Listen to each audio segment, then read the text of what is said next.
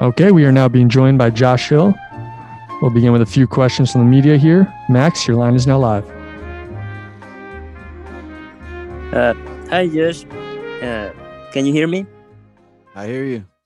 Hi, I'm Max Morales from MMA Pit, and you just defeated Eric Goyito Perez via unanimous decision, a fighter that just had 2 losses at the UFC at just your second Bellator fight.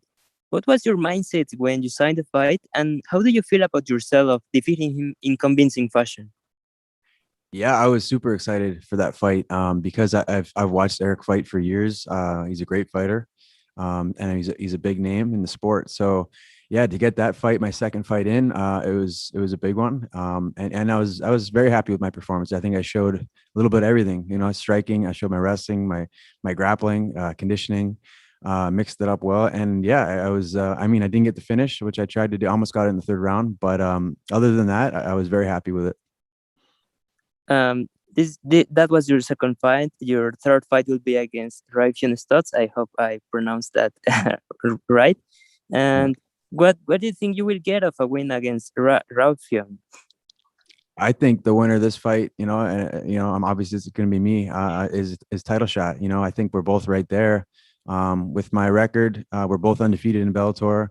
With my experience outside the organization, I think we're right there for a number one contender fight, and winner should get a shot at the title. Breeze, go ahead. Hey, Breeze with the MMA. Breeze, I'm wondering how much would it mean to you to get in there and just totally outclass your opponent in this event, or would you rather just get in, get a finish, get out? Oh, I'm always get in, get a finish, get out. If I could do that, I always say to the guys, like, you don't get paid by the round or the minute. If I can get in there and get a quick finish, that's the best case, best case possible. Thank you, man. Good luck. Thank you. All right, Tony, go ahead. Hi, Josh. Hope you're well. You mentioned the winner of this fight, and all going well, being yourself, getting the next title shot. How do you actually see the main event playing out between Sergio and Juan? Yeah, that's a good fight. Really good fight. Both guys very skilled, well-rounded. It's hard to pick. If I had to put my money down on somebody, I'd probably lean towards Archuleta. I could see maybe, winning a decision or a later stoppage. But, Sergio's good striking, mixes it up well, good conditioning. So that's a good fight. But if I had to pick one, I'd probably lean towards Juan.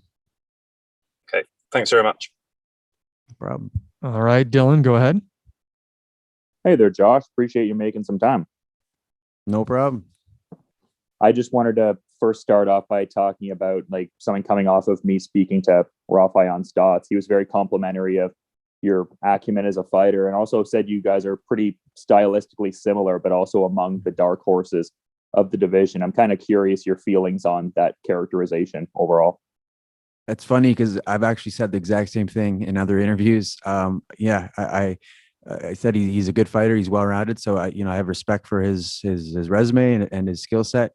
I think we are very similar as far as skill set and attributes. We're both athletic and, good wrestling, good striking, very explosive. And yeah, we are the dark horses in this division. I think this is kind of the fight that's, we're both at the top there within the top 10. And I think winner should definitely be in line for a title shot. Yeah, and when I spoke to Raufeon, that was part of my show, Bouts Talking Bouts, which is on that MMA Power Hour podcast network. And I'm also noticing you're part of that too with Jason and the Gentleman. I'm kind of wondering how the experience has been in the podcasting world overall. It's cool, man. It's just two guys shooting the shit about fighting, basically. So yeah, it's something that we just kind of did for fun, just as as a hobby to stay interactive in the MMA world. But yeah, it's cool. I like it. We do commentary together, so that it just kind of builds off that, and it helps us in our commentary as well when we actually get back to it. So that's kind of the main reason we did it. But yeah, I'm enjoying it. Nick. Hey Josh, Raufeon is 3-0 in Bellator so far. I'm just wondering, have you been impressed with what he's done in Bellator so far? Yeah, for sure. He's 3-0 in Bellator, 15-1 overall, and his loss coming to a good guy. So yeah, he's a good, very good fighter. So yeah, I'm impressed. But I'm doing me too. I'm 2-0. I just have one more fight to me, but that's why I think this matchup is very compelling. you're the underdog for this fight. You were against Eric Perez as well. It seems like you're the underdog for most of your fights, yet you're 20-3 as a pro. Why do you think they're favoring Raufeon and not you? I don't know. I'm always the underdog. I don't know. Maybe just because I don't push my social media as much as some of these guys. Maybe I don't have a biggest following. Canadian, I don't know. But yeah, it doesn't matter. I prefer being the underdog. You know, that's cool. You know, coming up throughout Canada, I was usually a favorite. So it's kind of nice to be in the opposite end and being the underdog and proving people wrong. Callum, go ahead. Being the underdog, how would you rank this fight if you get the victory? How would I rank this fight? Yes. You know, I like I said, I wouldn't consider it a big upset. You know what I mean? This is, you know, I've been in there I have 20 wins, you know, and I've only lost to 2 men. So yeah, this would be a big win for me, of course, because it's just every next fight is your biggest fight. My last one was a big win, and this one will be as well. And this one could hopefully give me a line to get that title shot. So it'd be big. Simon, your line is now live. Mr. Josh Hill, Simon Romero behind the grind. Being a fellow Canadian, what are your thoughts on the current MMA scene in Canada? What's up, buddy? The MMA scene in Canada sucks right now. Just because Canada sucks right now, and just the way that they're handling this whole pandemic. I'm fortunate enough to be able to fight with Bellator, and they're putting on shows, which is great. But I know a lot of people back home are you know, having a tough time getting fights and whatnot, just because of the way things are run and the protocols and whatnot. So MMA was once the hot spot, you know, Canada being one of the best spots there is for it. I'm just hoping things will change over time and get back to those ways. Yeah, for sure. And you train with a lot of Canadians coming up. So could you name a few that are coming up out of Canada right now? Oh yeah, I mean, you know, AJ, you know, Aaron Jeffries, and you got Jasmine Jets Vicious, and you got Anthony Romero coming up, Surrey City. I got some of my amateur guys, Liam Gallagher and Isaiah Sharp coming up. You know, all the guys, you know, the ex Parabellum and Niagara Top Team and House of Champions, you know, and of course my gym Vision Quest. There's a whole bunch of up and comers there they're gonna take over the scene. Kobe, go ahead. Hey, Josh. I was curious how you felt about the Bellator rankings. You fought for the promotion pre-rankings, and now I'm just wondering, as a fighter, does it give you like a good way to game plan out your way to the belt? Do you like the rankings? Do you dislike them? I've never been a big fan of rankings. I understand why they do them. It definitely helps as a marketing, you know, strategy. And, you know, rankings is your number 5 guy in the world, number 2 guy in the world. I get that. So I'm all cool with it. I feel I should be higher, you know, but I think every fighter is going to say that. Just, you know, every fighter thinks of the best, or at least they should. But yeah, as you know, I've never been a huge fan of it. I think it's more beneficial for like, you know, point systems like for NHL, NBA, things like that. But I mean, it's cool. I'm in the top 10. I'm number 7 here. So a win over Stots, I think, puts me right up at the top anyway. So regardless, you know, I think I'll be at the top. Thanks, Josh. No problem. All right, we'll take 1 or 2 more here. Paul? Yeah, hi. What kind of an advantage do you think you have over Stots? I've said before, we match up like pretty similar, pretty well together. I think I hold the power. I think I hit harder than him. And I think just my fight IQ, I think that plays a big factor in my fights. You know, everything I do out there, you know, I don't just do it for no reason. I'm setting traps or setting something up or trying to bait something. So yeah, I think that will be a major factor in this fight, especially the longer it goes, just because I've been in those deep waters before, and I've been in there with top-notch guys. So I think that was probably my best advantage. All right. Thanks a lot for the time, Josh. Good luck on Friday. Thank you.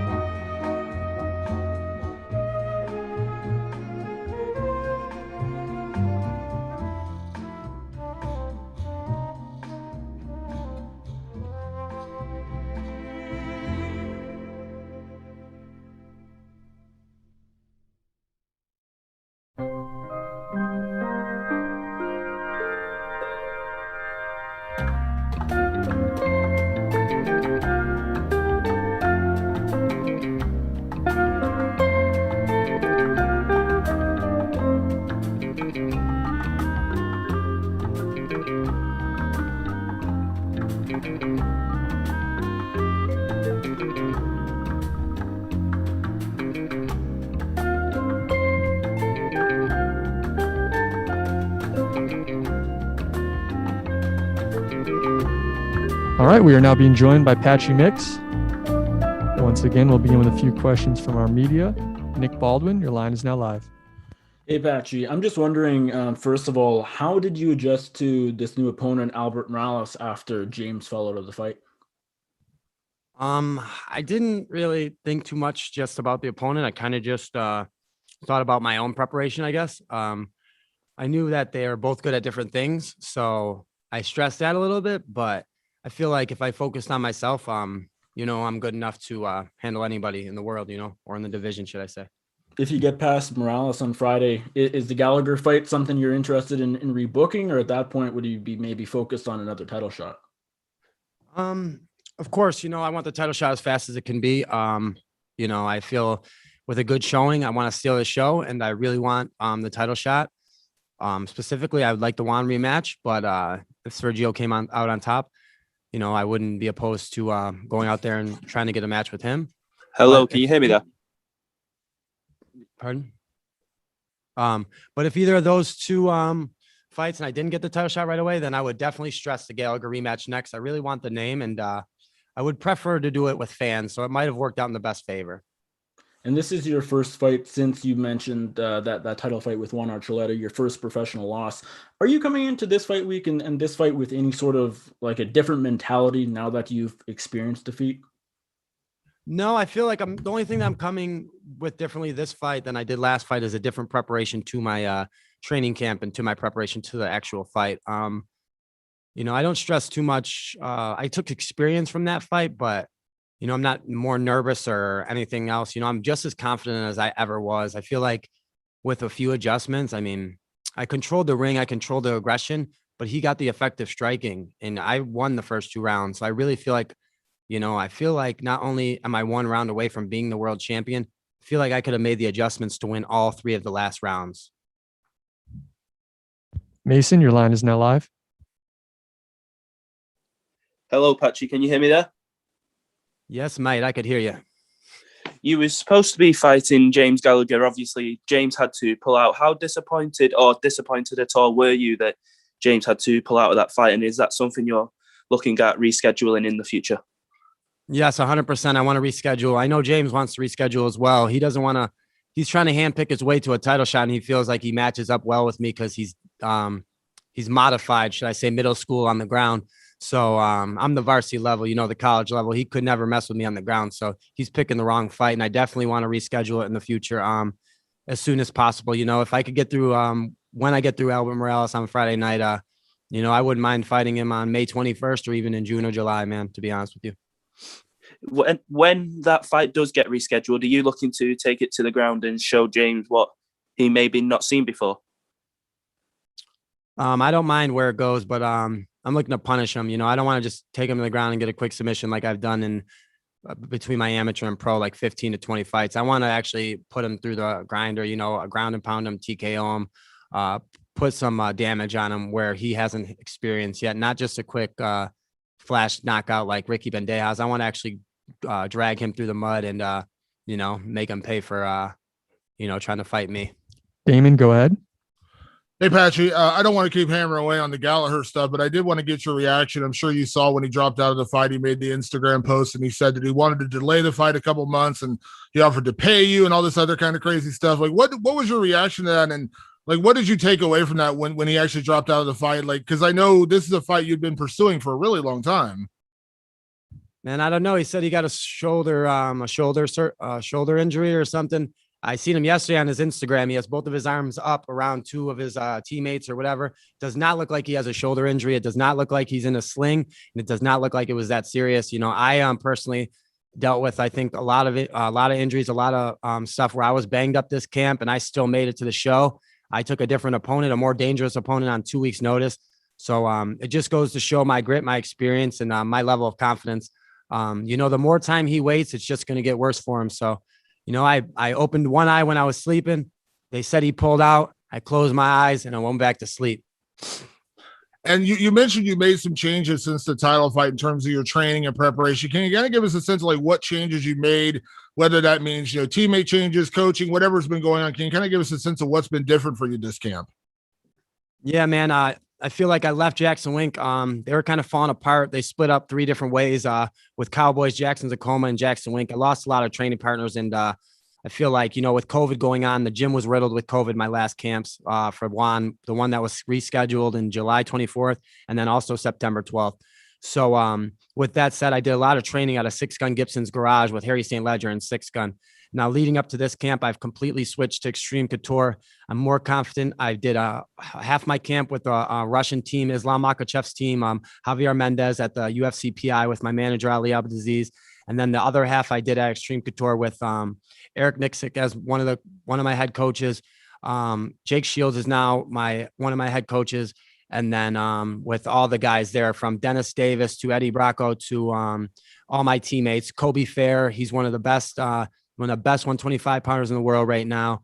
Dan Ige, Julian Arosa. I got Kevin Lee I've been able to spar with, Sean Strickland.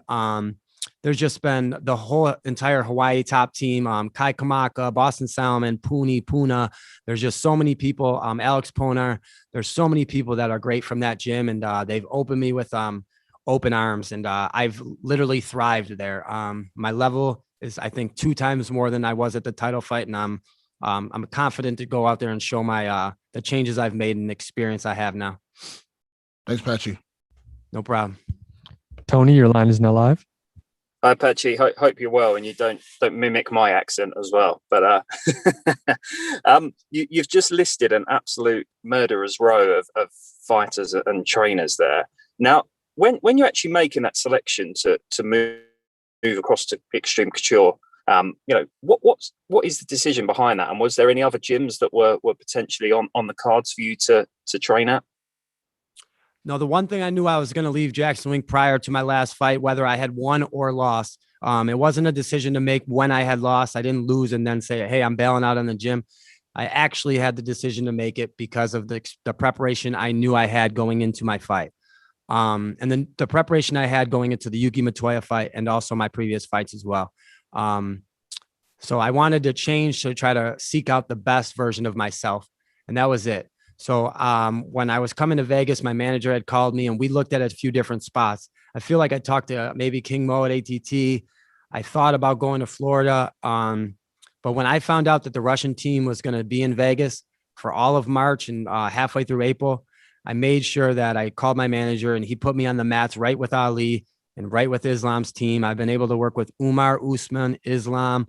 There's just Magomed's been on Tigers. Magomed's been on the mats. I mean, there's so many people that have been on the mats with me. So I've been able to take advantage of that. And I think that Las Vegas was the #1 choice. And like I said, Eric Nixick got Coach of the Year last year, and so did Extreme Couture got Gym of the Year. So, I feel like I put myself in a position in a gym.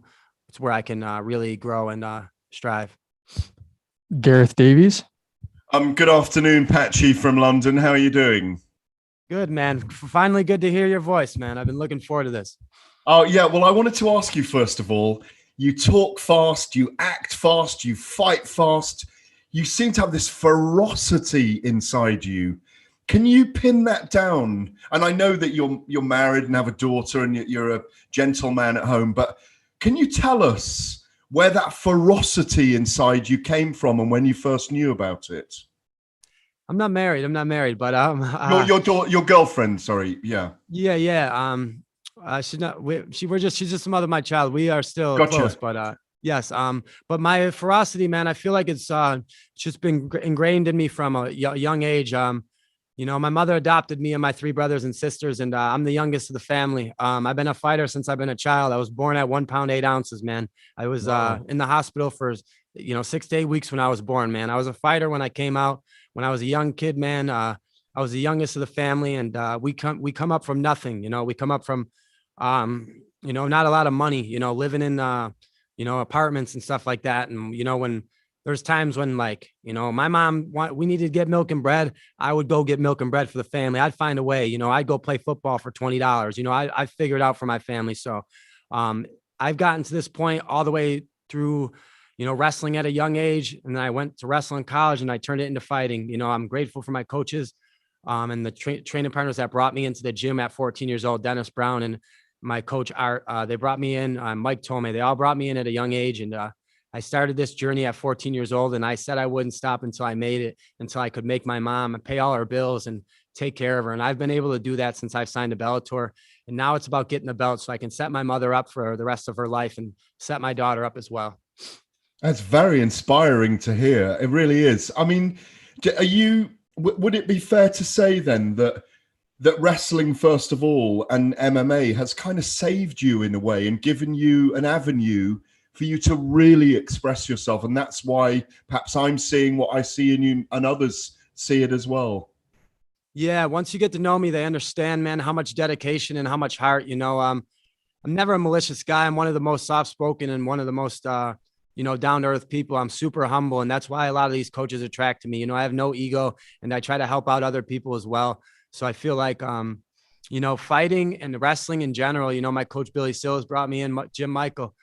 They brought me in at a young age, and they taught me about certain morals and certain codes I live by. So wrestling definitely saved me. It gave me my work ethic, and it taught me how to survive in my life. How to I didn't really know anything else, and now I've learned certain traits and qualities that I've been able to transpire into my other walks of life. But this is what I know how to do best, and it's either to work hard, and it's to fight, and it's to teach others how to also do the same.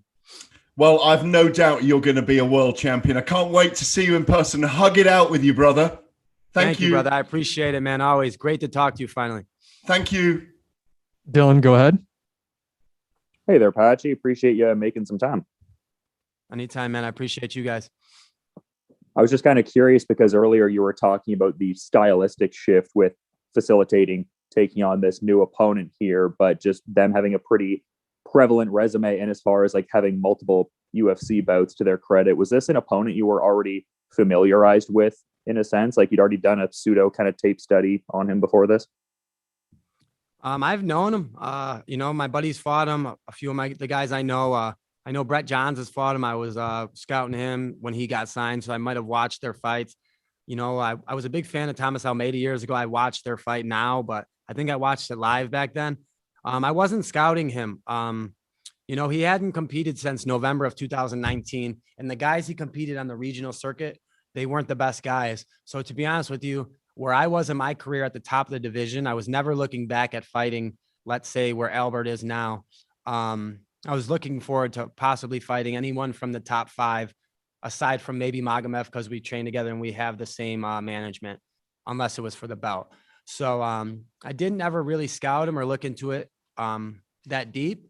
But now that I have, I feel, I've taken this big risk a lot in my career. I took this fight on 2 weeks notice. I mean, like maybe a little over 2.5 weeks notice.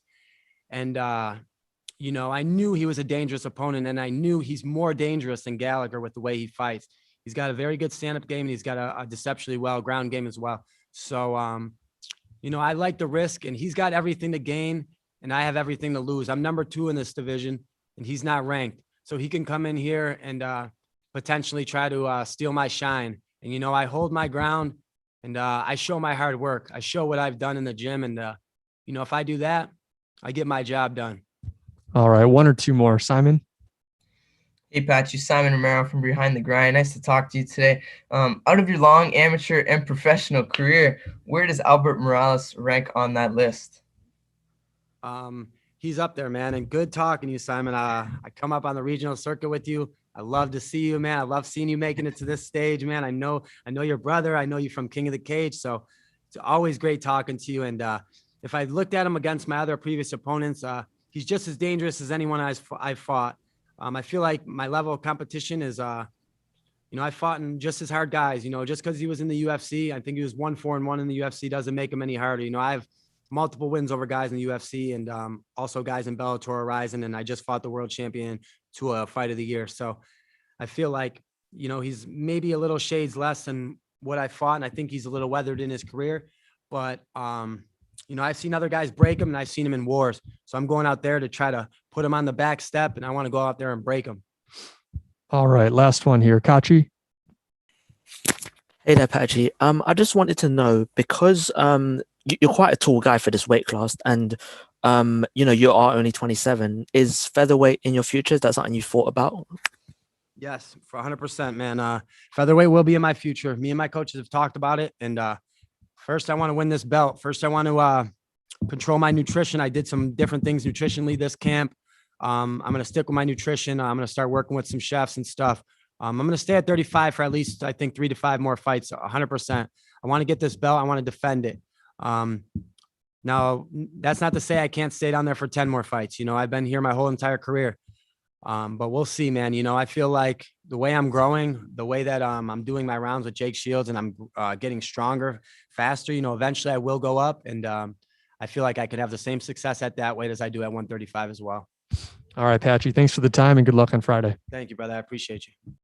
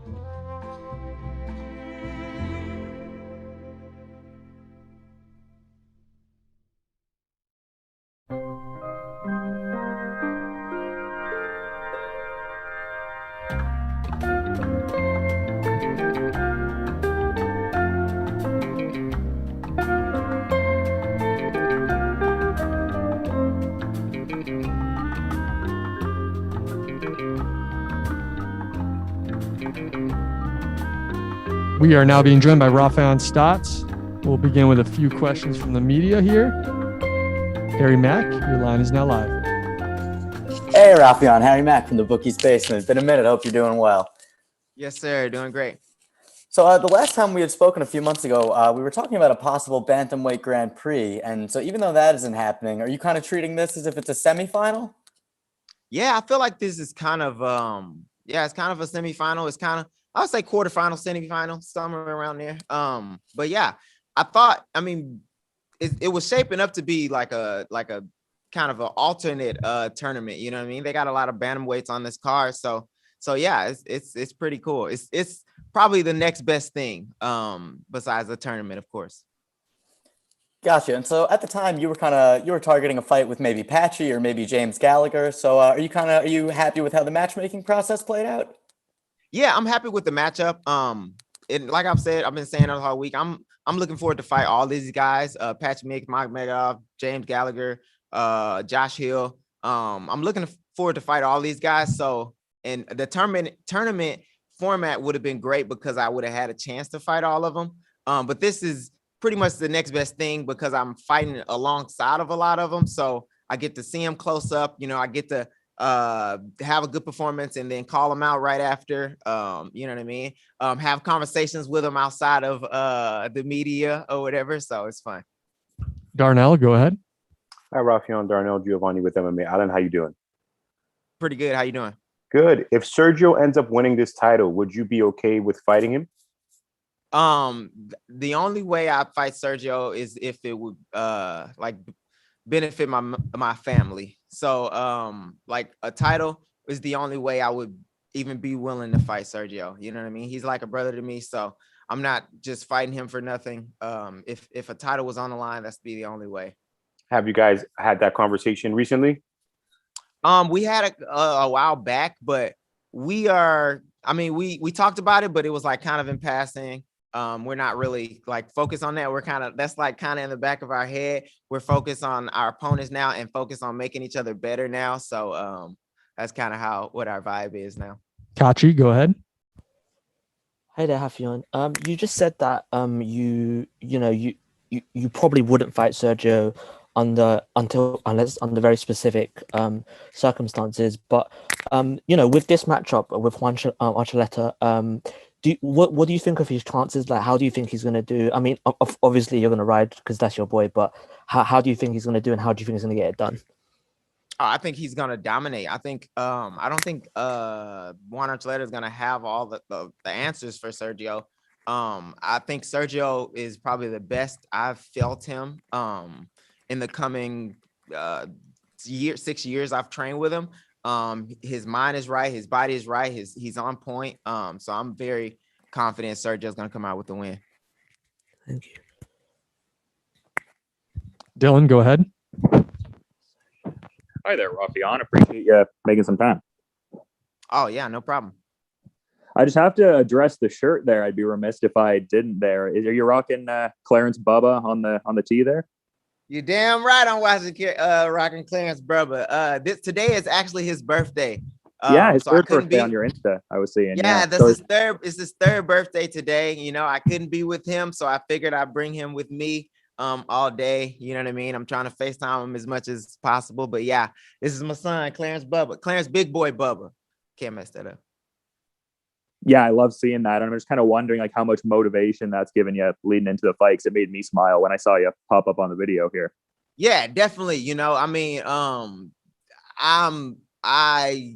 really happy with my role as a father, and I tried not to fight, around his birthday or to miss, one of the milestones in his life. So it does, like, it gives me a little extra fire. Like, you're making me miss my son's birthday. But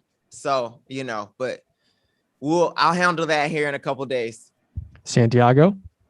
Hi, Raufeon. Greetings from Amsterdam, and thank you for the time. Hey, how you doing, man? I'm all right. The fight between Mix and Gallagher is not going to happen on this card. Would you agree with me that the winner of your fight is now going to be next in line for a title shot? Yeah, I think I probably have the best case for a title. I'm not like pushing my way to a title. I almost want to play bodyguard for Sergio for a little bit. Yeah, like I said, I have probably the best case for a title, just because this will be the second ranked opponent that I've beaten when I get the win on Saturday or Friday. So I definitely have the best title. I would say that Patchy Mix and Gallagher had like a case, just because Patchy fought for the belt. Gallagher has a big following. You know what I mean? So I thought I would try to fight one of those guys. But since their fight fell out, I feel like we're the front runner as far as like title contention goes. Who is going to be in your corner for this fight, Raufeon? Did you bring Duke with you? Yeah, so Duke is here, obviously for Sergio and for me. And then Jordan Griffin, one of my teammates, is going to be here. Thank you for the time. Good luck on fight night, sir. Thank you. Sergio, go ahead.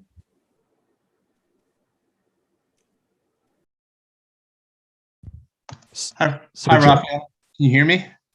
Yeah, I can hear you. Hi, this is Sergio from Fighter Path MMA. How you doing? Hey, how you doing?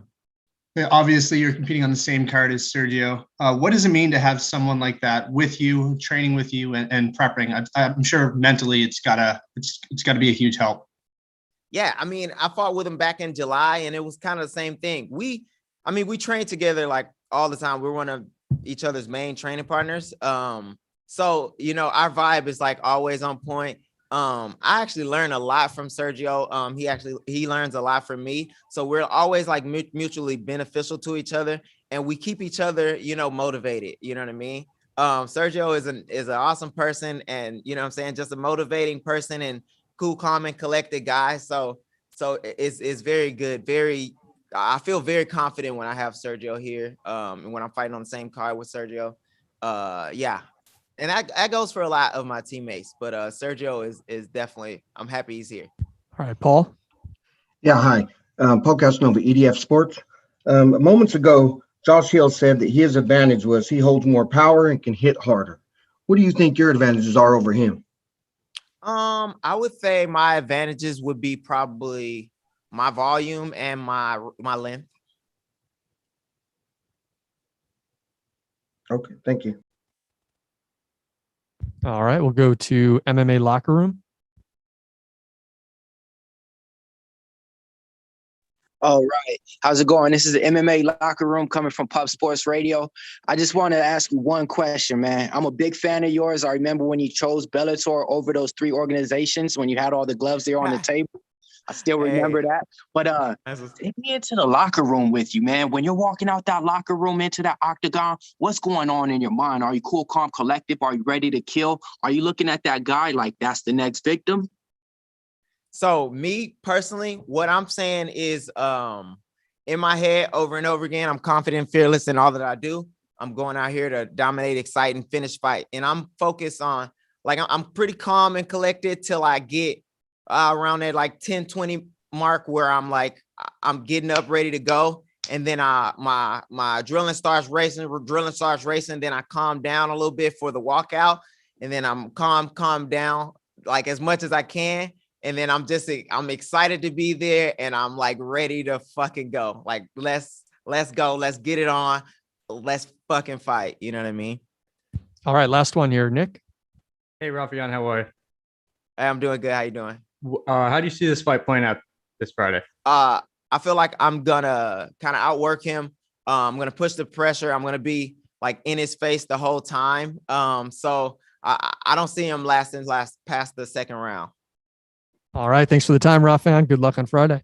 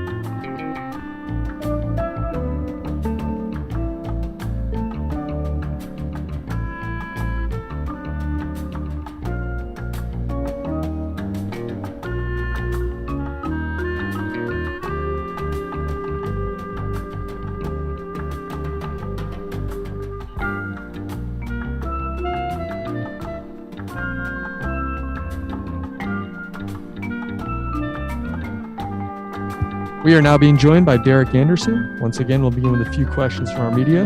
Donna, your line is now live. Derek, I suppose the obvious first question is how are you feeling now that this fight is finally looking like it's going to happen with Michael Venom Page?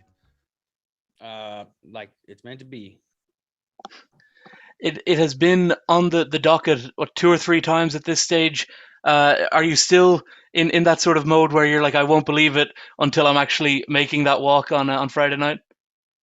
No, I mean, the first time he pulled out, I don't know what the hell, but second time, that was my mistake. I mean, like, I was hurt, but I'm a tough guy. Maybe I could have done it anyway. I was in really great shape, but I just couldn't really train. But that was my thing. And then this time I'm making it happen. So, I mean, as long as he makes it happen, we're good.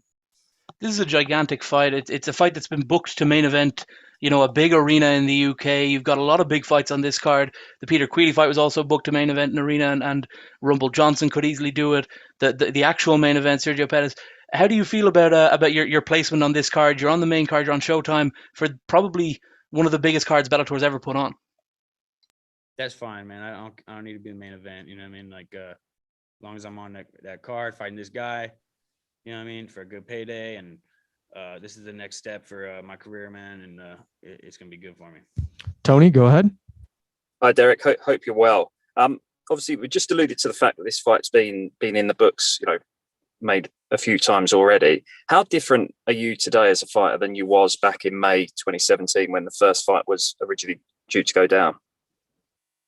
Just older, more mature, confident. When I was younger, it wasn't that I had a lack of confidence. I was just didn't ever think about confidence as a thing. I just like to fight, and I still like to fight, but now I know I'm good, so I get to be confident. And Venom Page's last fight was obviously a decision win. What did you take out of that fight, and did you see things in there that you're keen to explore come fight night at the weekend?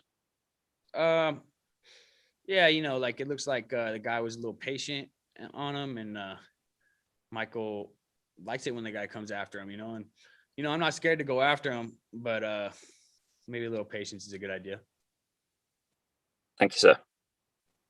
Patchy, go ahead.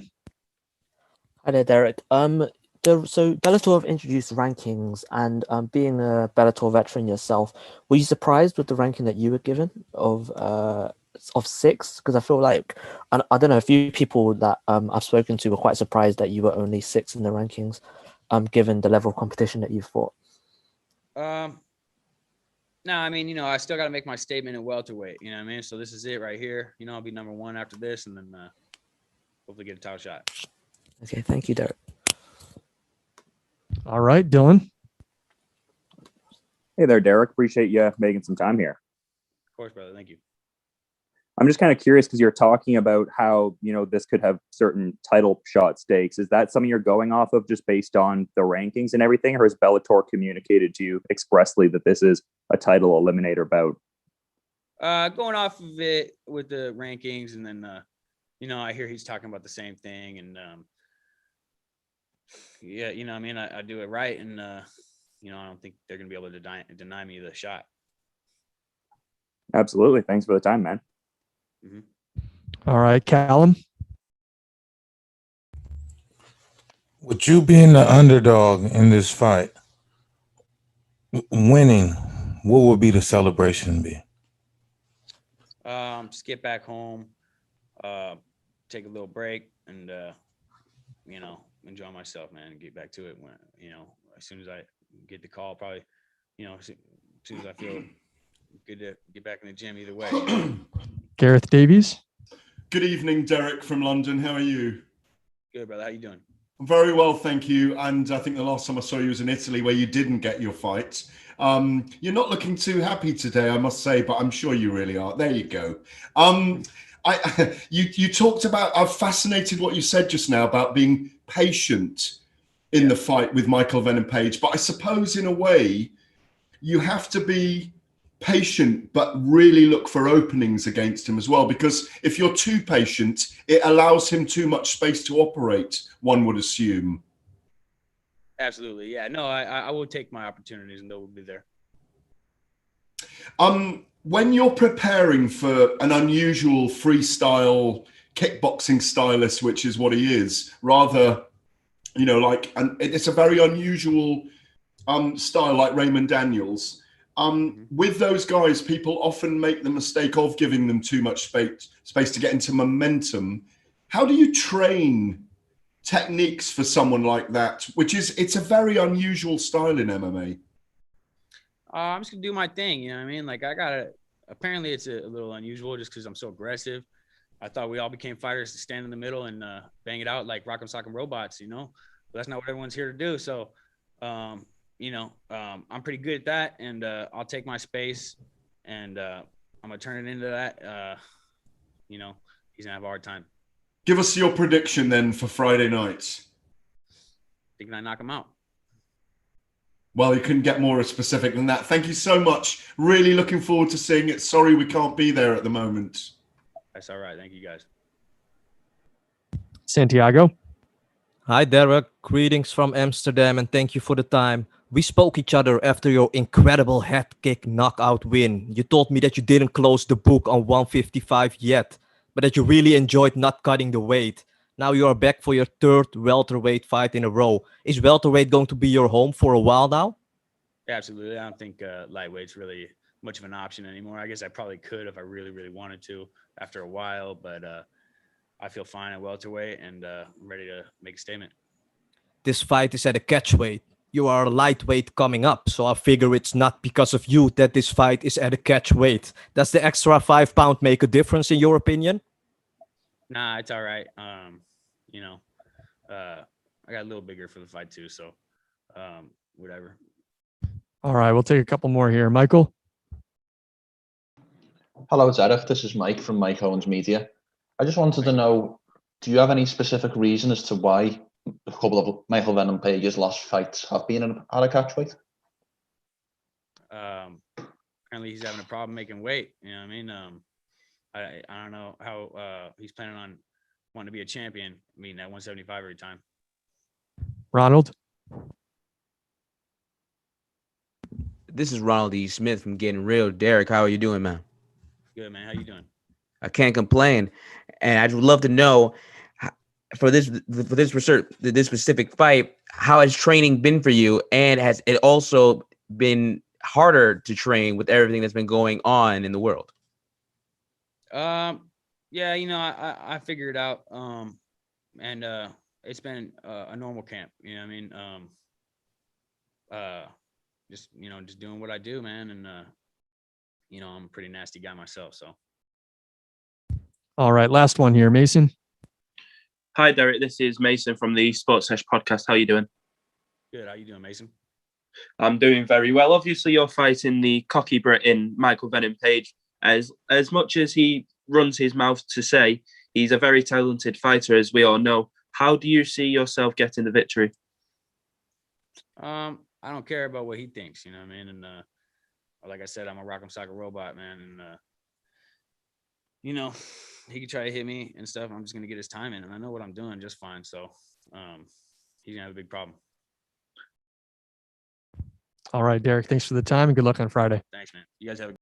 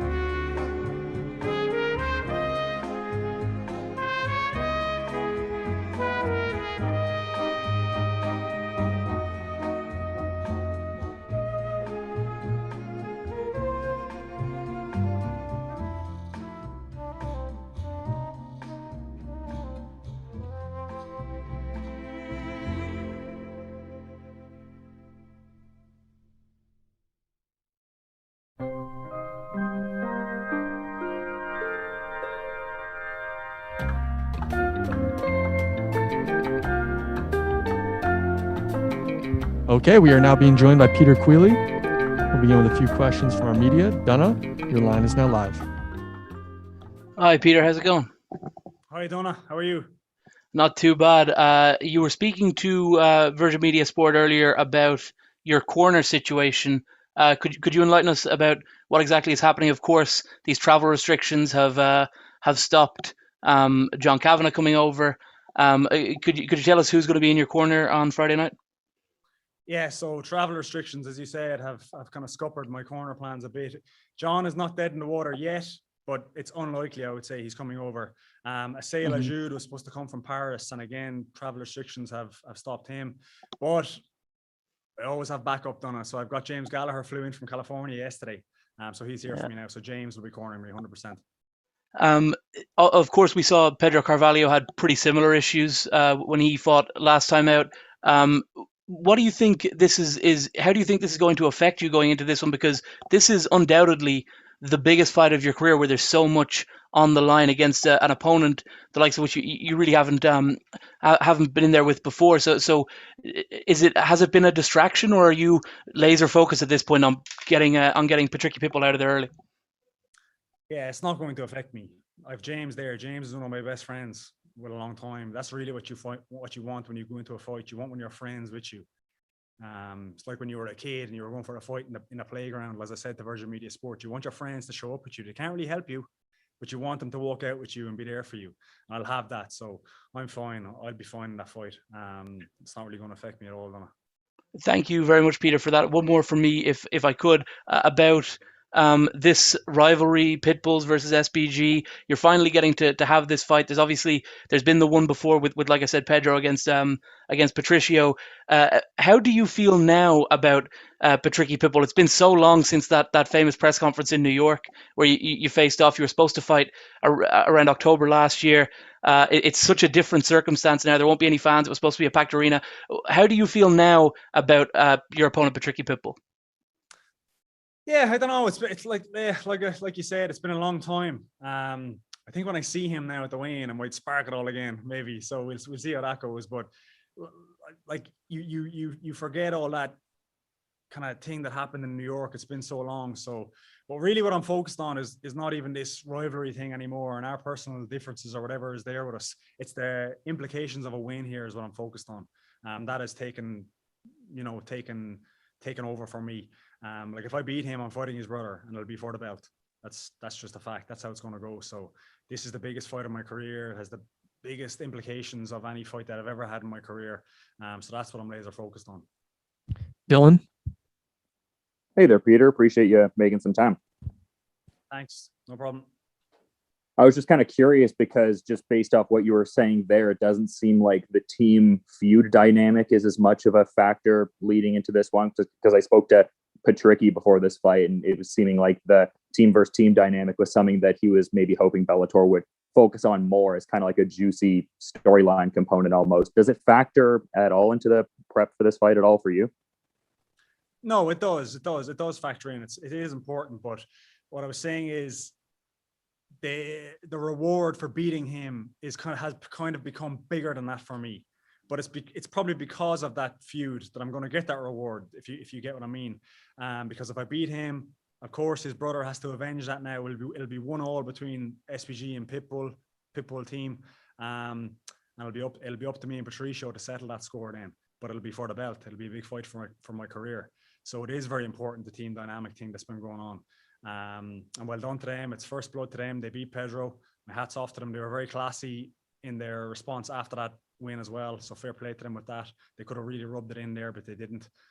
So, I'm just looking forward to getting in there with Patricky now and having this fight. I feel like I've been preparing for this fight for my whole career almost at this stage. It's been coming so long. Awesome. Thanks for the time, man. No problem. All right, Gareth. Good evening, Peter. Gareth Ed Davis from London. How are you?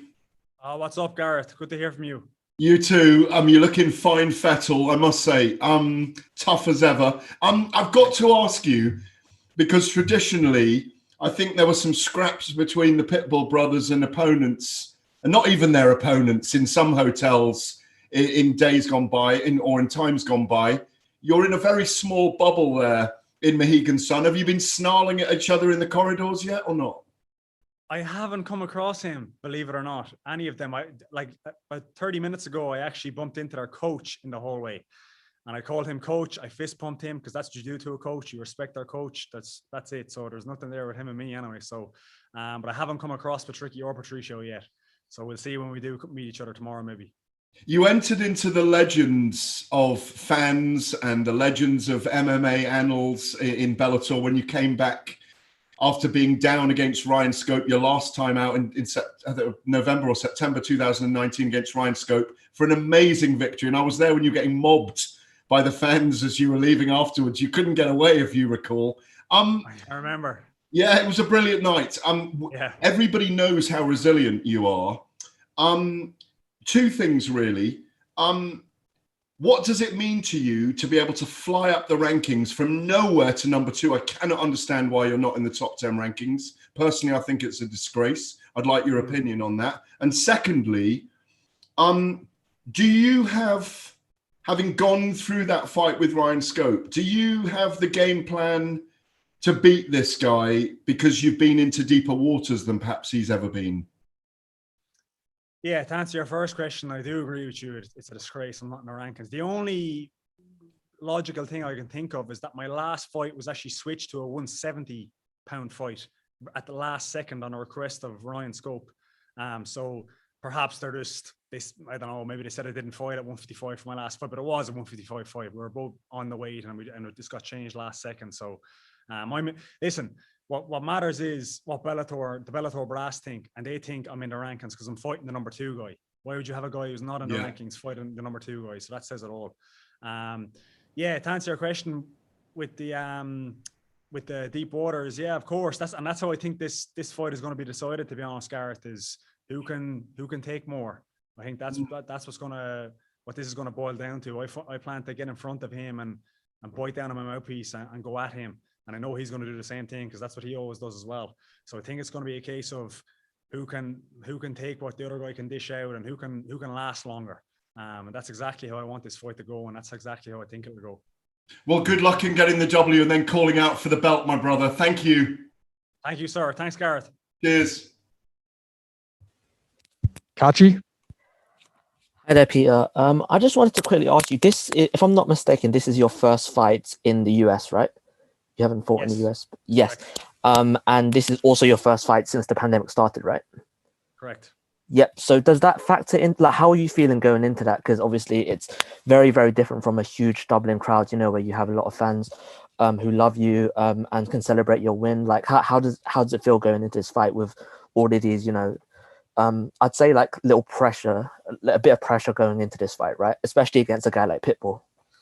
Yeah, it's kind of like I'm venturing into the unknown a little bit, because what I'm used to, as you know, is 10, 12,000 people screaming zombie, and it's just a mad scene when I fight normally. So that's what I've been used to. Whereas this time it's going to be in an empty arena, and Kiefer was actually telling me about it. He said, be prepared for that. You'll hear Big John talking and all, and just, he said it was just weird when he did it. So I'm expecting that, and I'll be ready for that. You just have to deal with these things and get on with it. It'll be new for Patricky as well. So it'll be new for the pair of us. So I'm expecting it to be kind of strange and a new feeling, but whatever, I'll get on with it and I'll adapt and I'll overcome it. Thank you, Peter. Good luck in your fight. Thank you. All right, Andy. Hiya, Peter. Andy Hickey with Guts and Glory here. Neighbour yours down in Tipperary. Just wanted to ask you, you've been one of the biggest beneficiaries of Bellator's concerted efforts in the European market. And recently we've seen a spate of Irish-based fighters released, a lot of your SBG stablemates. And what's the general feeling within SBG to what could be the end of the Euro series? I know it's been hugely received by the fans and fighters over here. So how do you guys feel about it? Honestly, I don't know anything about it. I haven't spoken to anyone about the end of the Euro series. That's nothing I've heard about that. So it's probably not a great answer for you, but I just don't know enough about that to go commenting on it now. I'm not sure what Bellator's plans are for the Euro series. I think when COVID is done and dusted, they'll probably reassess that. It's a great market for them. You see the Irish show, there's nothing like it on earth. I doubt they'll drop that. That wouldn't make any sense. So I expect them to be back in Dublin, hopefully this year or early next year. hopefully with you headlining against Patricio for the lightweight title. But you alluded there, this is your first fight in America. You're no stranger to hostile territory with your time in FNG. Regarding the Irish crowd, how did that make you feel? You were so passionately supported by us over there. Even you fought fellow Irishman Miles Price, and it was quite clear that we were vehemently in support of you, and your walkout has gained legendary status. It must be a nice feeling to be so welcomed by your own people. It's the biggest accomplishment you can have as a fighter, almost in my opinion, is that your country is behind you and loves you. It doesn't happen to many when you really look closely at people's fights and their careers, and if they really garner support and capture people's imagination back home. So I feel very privileged to be one of a very few people in Ireland that has done that. You could count them on one hand. It's less than one hand how many people have done that. So it's just really important to me. That's always what I wanted, was to fight in a way that people really enjoy. This is what I say to myself every time I fight, and it'll be no different to this. I'm almost not even focused on winning or losing here. I focus on just the fight being crazy and for people watching to just be after it's over. And normally when I do that, I fight very well. So that's what I focus on, and that's where I think the fans have kind of gravitated towards me, and they cheer for me and respect me. We'll take a couple more. Lenny? How's it going, Peter Queally? Can you hear me? Yes, sir. Yeah, so Lenny Marsh from My MMA News here and MMA Unhinged. I just want to ask you a similar question that you received early on. I wanted to ask, are we still going to hear that infamous zombie by the Cranberries? Are you still going to walk out by that? Of course, it'll be a bit eerie and quiet, but you'll hear it. Hey, maybe when you're coming down the walk, you'll be singing the zombies instead of the crowd. I doubt it, but it's going to be, I think it's going to be still pretty cool because it's a kind of an eerie song. And I think the quiet arena, it'll be quite cool as well. So I'll be 100%. I've used this song all my career. So yeah, I won't be changing it now just because there's no crowd. Yeah, I just want to top up as well with the first fight being in COVID, first fight you've had since the whole situation, the pandemic. What's it been like, being, in that, that quarantine backstage, waiting for a fight? And is it been weird? What's the question again? Sorry.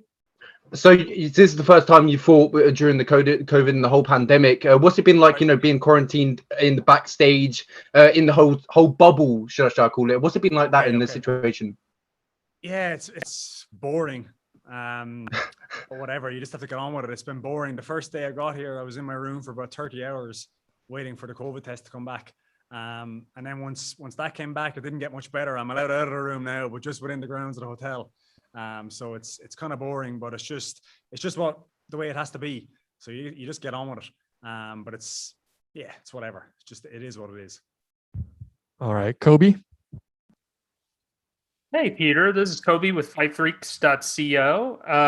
I was wondering, so this was originally booked for October of last year, and I'm wondering how your preparation was affected, because you stated earlier that it feels like you've been getting ready for this forever, and I mean, you kind of have. So do you reset your peak, or do you just work straight through? I was forced to reset in August last year, and I badly broke my hand. So that kind of forced me, obviously, to take the foot off the pedal. But I did train throughout the first lockdown in the early part of 2020. And it was all in preparation for Patricky. But then I broke my hand. I had about 2-3 months where I couldn't really train. And then I got back on the horse again. So it kind of served as a natural break, which I probably needed, if I was being honest, that you can't train at that intensity for that long and expect good things to happen. So even though it wasn't a good thing, I wish it didn't happen. It probably served as a kind of a natural break in my training that I can kind of re-peak, as you said, and be ready for this fight. Last one, Harry. Hey, Peter, Harry Mack from the Bookies Basement. So I just wanted to know, you're a slight betting underdog at plus 210 going into this fight. So I just wanted to know, do you feel like the odds makers are underestimating you at all? I think it's a 50-50. That's what I think. But I understand why they have me as an underdog. Patricky has beaten some really good fighters. He has more fights than me. He's slightly more experienced than me. So it's completely understandable. I'm not offended or anything that they have him as the favorite. But I think if I was putting odds on it myself, it's a 50-50. I think it's going to be an extremely tough fight for both of us. That's my honest opinion on this. I know I can beat him, but I'll need to fight very well to beat him. Thanks, Peter. Appreciate the time. Good luck on Friday. No problem. Thank you.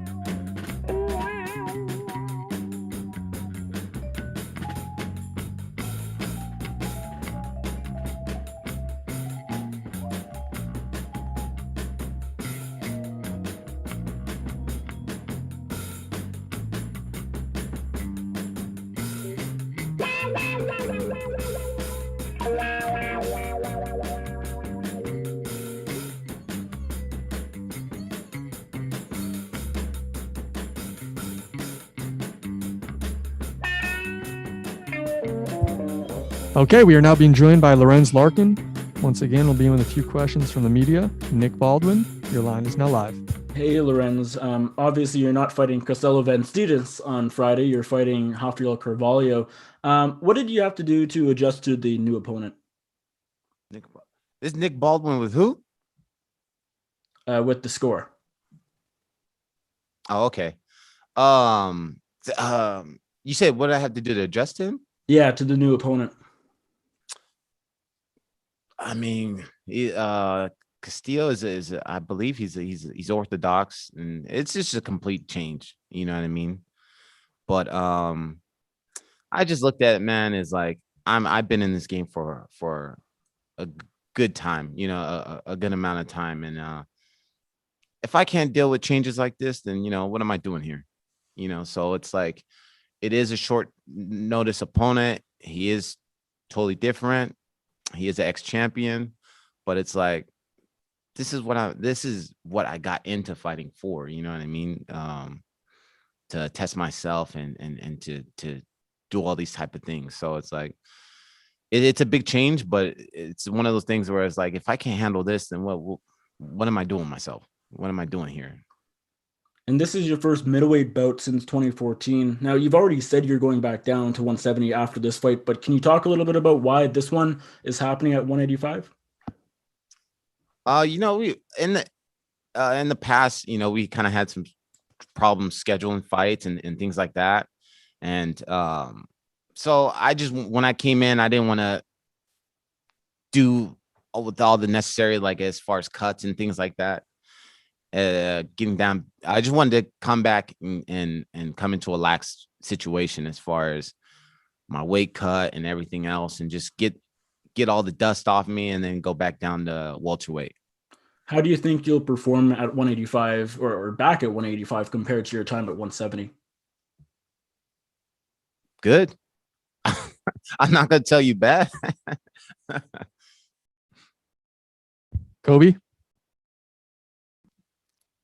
Hey, Lorenz. This is Kobe McKinley with FightFreaks.co.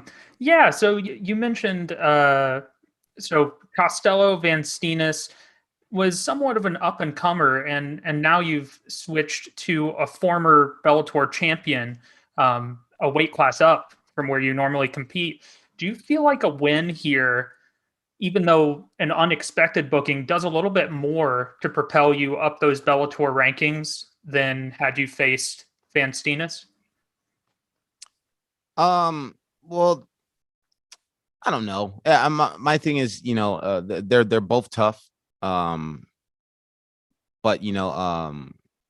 Rafael is a former champ and tough guys and a lot of guys on his resume. So I mean, I don't know. I'm not even too worried about. I'm not.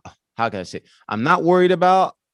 I don't care, but I do care about the rankings. But as far as what it does for me after this fight, I don't really care as far as where it puts me. Dylan? Hey there, Lorenz. Appreciate you making some time. No problem. So just to kind of get a sense of where you're at, is the goal? Is Dylan from where? Pardon? Sorry. Dylan from where? My MMA News. Gotcha. But yeah, I was kind of wondering just to get a sense of where you're coming from. It seems like the focus is on like capturing gold and advancing more at middleweight. So are you going to maybe take certain fights at middleweight, just maybe if the fights at 170 don't materialize quickly enough, I guess? No. What I will say is this is just like a one-off, but as far as Castillo, he's been great. Well, the thing is, I have a lot of respect for him because he let me know once when he got hurt, and he was real transparent about everything. He messaged me, and I told him, I was looking forward to that fight too because he's an exciting fighter, and I've watched his fight. So I told him, I'm sorry to hear that you're hurt. Hopefully you get back all 100%, and if we can, make something happen in the future, then I'm totally down to do it. So that's what I did say to him.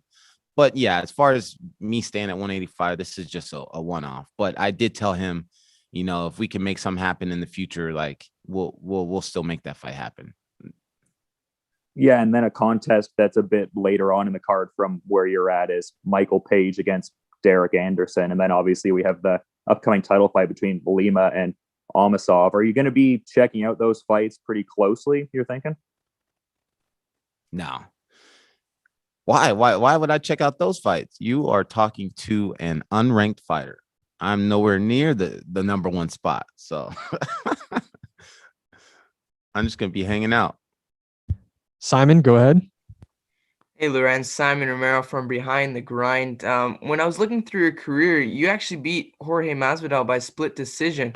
Can you give me your thoughts on his recent title fight against Usman? I'm pumped for Masvidal. You know, he's making really good money. He deserves it, and you know, it just that fight didn't go his way. You know, that's what happens in the fight game. But I'm excited for him. I'm happy that he's doing good. And my second question for you is, you went on a 13-fight tear in your early career. You're now back to your winning ways on a 4-fight win streak. Was there anything you changed at all to do so, to go back on that 4-fight win streak? No, just keep fighting. Tony, go ahead. Hi, Lorenz. Hope you're well. Just wanted to question, given how long you've been in the game, how do you continue to stay motivated? Who's this and where are you from? Sorry. I'm Tony from the UK. Oh, he's just from. Tony, do you mind saying your outlet for us? Oh, sorry. Yeah, sorry. TQ's Views. Oh, on okay. YouTube. All right. You know what, man? For me, I don't know if it works for anybody else, but when I'm not in camp, or like, I try to stay away from MMA. So I mean, this is just what I do. So when I'm not training, I don't want to talk about MMA. I don't want to watch MMA. You know what I mean? I'll tune in for some exciting fights that I think, but as far as that, I don't even want to. If you didn't know I fight, you wouldn't know I fought. If you met me somewhere, because I don't talk about it. I stay far away from it. And so then when I come back, I miss it. So I think has helped me out a lot. All right, Donna. Lorenz, just the one from me. Sorry, Donna Corby with MMA Island. Just the one from me. It's maybe a bit of an out there one, but there was this legendary story over here in Ireland, where I'm based, about a sparring session you had one time at SPG with an interesting character named Richard Queally. Could you tell us the true story of what went down that day? Because he claims he beat you up. You claim, I think I read somewhere that's not necessarily the case. Could you settle this once and for all, what happened that day? Yes, I will tell you exactly what happened, and I'll keep it 100% real with you.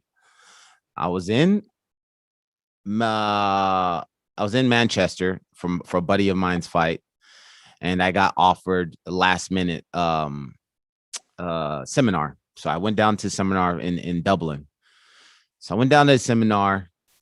The gentleman that booked me for it told me if I want to move around with the guy. So I was like, yeah, I'll move around. This is not in the seminar, though. This is like after the seminar was done. So I just getting some training in. So this guy comes in. At the moment, he was cool. He was really respectful, but he told me, he was like, yeah, man, I don't know how much I can give you, because I went out the night before and was drinking, which is, I was like, okay, I don't care. I wasn't even in camp. That was like, might have been when I was like in free agency. I think it was when I was in free agency. So, I was just moving around with him. There's nothing that, like, it was me just literally just working with him. He had a hangover from the night before. So I just moved around with him a little bit. We did a couple rounds, got a sweat, and then chilled out after that and start talking. Lo and behold, I see something like, yeah, I beat him up and blah, blah, blah. I was like, what?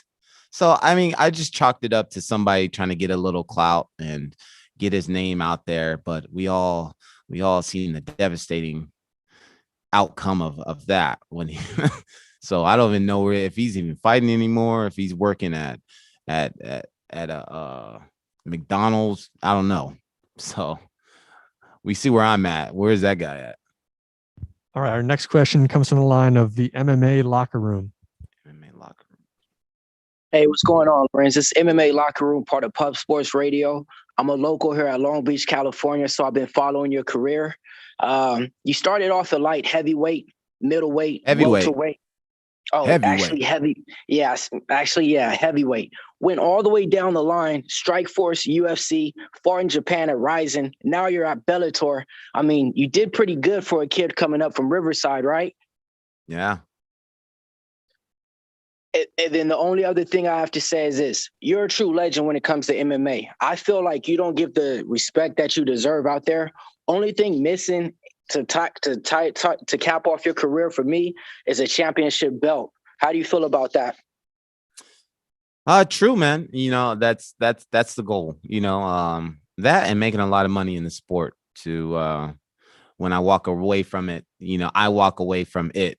You know, I stop when I want to stop. I don't want to be one of these guys that are old trying to take a paycheck. Like that's never the plan. So you know, yeah, that's the goal. You know, get the title shot and win some gold. That's it, man. And make some money, walk away, and live my life. Our last question comes from the line of Mason Shatwell. Go ahead, Mason. Hi there, Lorenz. This is Mason from the Sports Sesh podcast. How are you doing today? Good. Yourself? I'm doing very well, my friend. I just wanted to say your 4 wins under the Bellator banner have come by way of decision. Do you think we're going to see a stoppage on your half in this fight? That's the plan. That was the plan 3 fights ago. You know, it just how things happen. You know, it can be decisions, it can be knockouts, it can be a submission. You know, it's just, I think every fighter wants a quick knockout. So, you know, that's always the plan. All right. Thanks for the time today, Lorenz, and good luck on Friday. All right.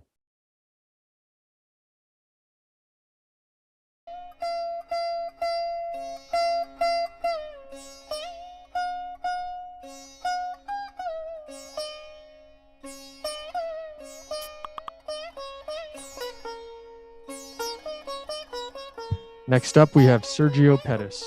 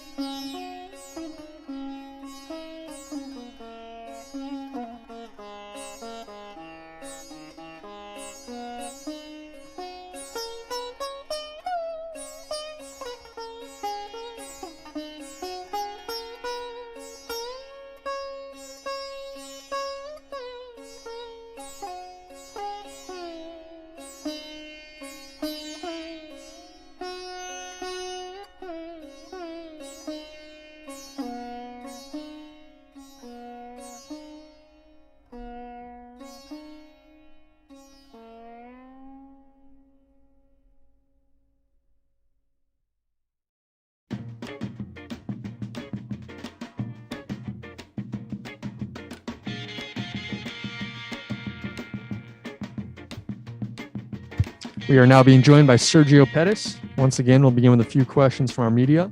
Mason, your line is now live. Hi, Sergio. This is Mason from the Sports Sesh podcast. How are you doing today? Doing good, brother. How you doing?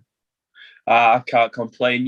I just wanted to ask, your brother Anthony has been a champion in a major organization, and obviously now you have the chance to do that also. Have you always had that in goal straight from the get-go to be a major organization world champion? Yeah, I feel like if you come in the sport and you don't have the goal to be a champion, or you're just fighting for no reason, I'm here to, obviously make a legacy for myself, build my name up, and get some belts of my own. My brother's got 2 already, and yeah, I love one on my waist as well. Last thing from myself, you have fought some very tough guys already, such as Henry Cejudo and Brandon Moreno, to name a few. Having fought these tough guys, do you think this is going to give you an advantage in this fight? I feel like that's the past. It definitely taught me some things, but I'm fighting a new beast this Friday. Juan Archuleta is a tough opponent. 25-2, his record speaks for itself. It's nothing different, man. I've been fighting good guys my whole life, and I just feel like nowadays I'm ready, mentally, physically, spiritually. Everything's aligned, and I feel like the stars are aligned for me to go out there and be successful this Friday. Harry, go ahead. Hey, Sergio. Harry Mack from the Bookie's Basement. So we had talked to... Good. So we had talked to Raufeon earlier about, what it means to him and how special it is for you guys to fight on a card together and kind of share this moment. So I just wanted to know, what does it mean to you to share this, your world title shot with a guy like Raufeon, who considers himself, basically a brother of yours? Yeah, man, it's been amazing. Me and Raf grew a lot together. He's taught me a lot of things, and I've taught him a lot of things as well. So it's been a great camp for both of us. Our coach left for a couple of days for a PFL quarantine, so we kind of had to take things into our own hands and take control of our future. So it was great, man. He's a great wrestler, just like the opponent I'm fighting this Friday. So I put some different looks for him together for his opponent this Friday as well. So it's been awesome, man. It's been a blessing to work together. Got it. Well, thank you very much. Best of luck Friday. Thank you, brother. Thank you. All right, Tony. Sergio, hope you're well. I just wanted to get your thoughts on, given how big this card is, how does it feel as a bantamweight to be headlining the card against you?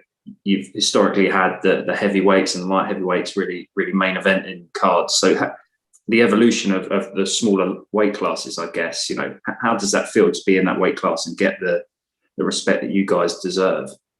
Oh, it feels great, man. Little guys need that respect too, man.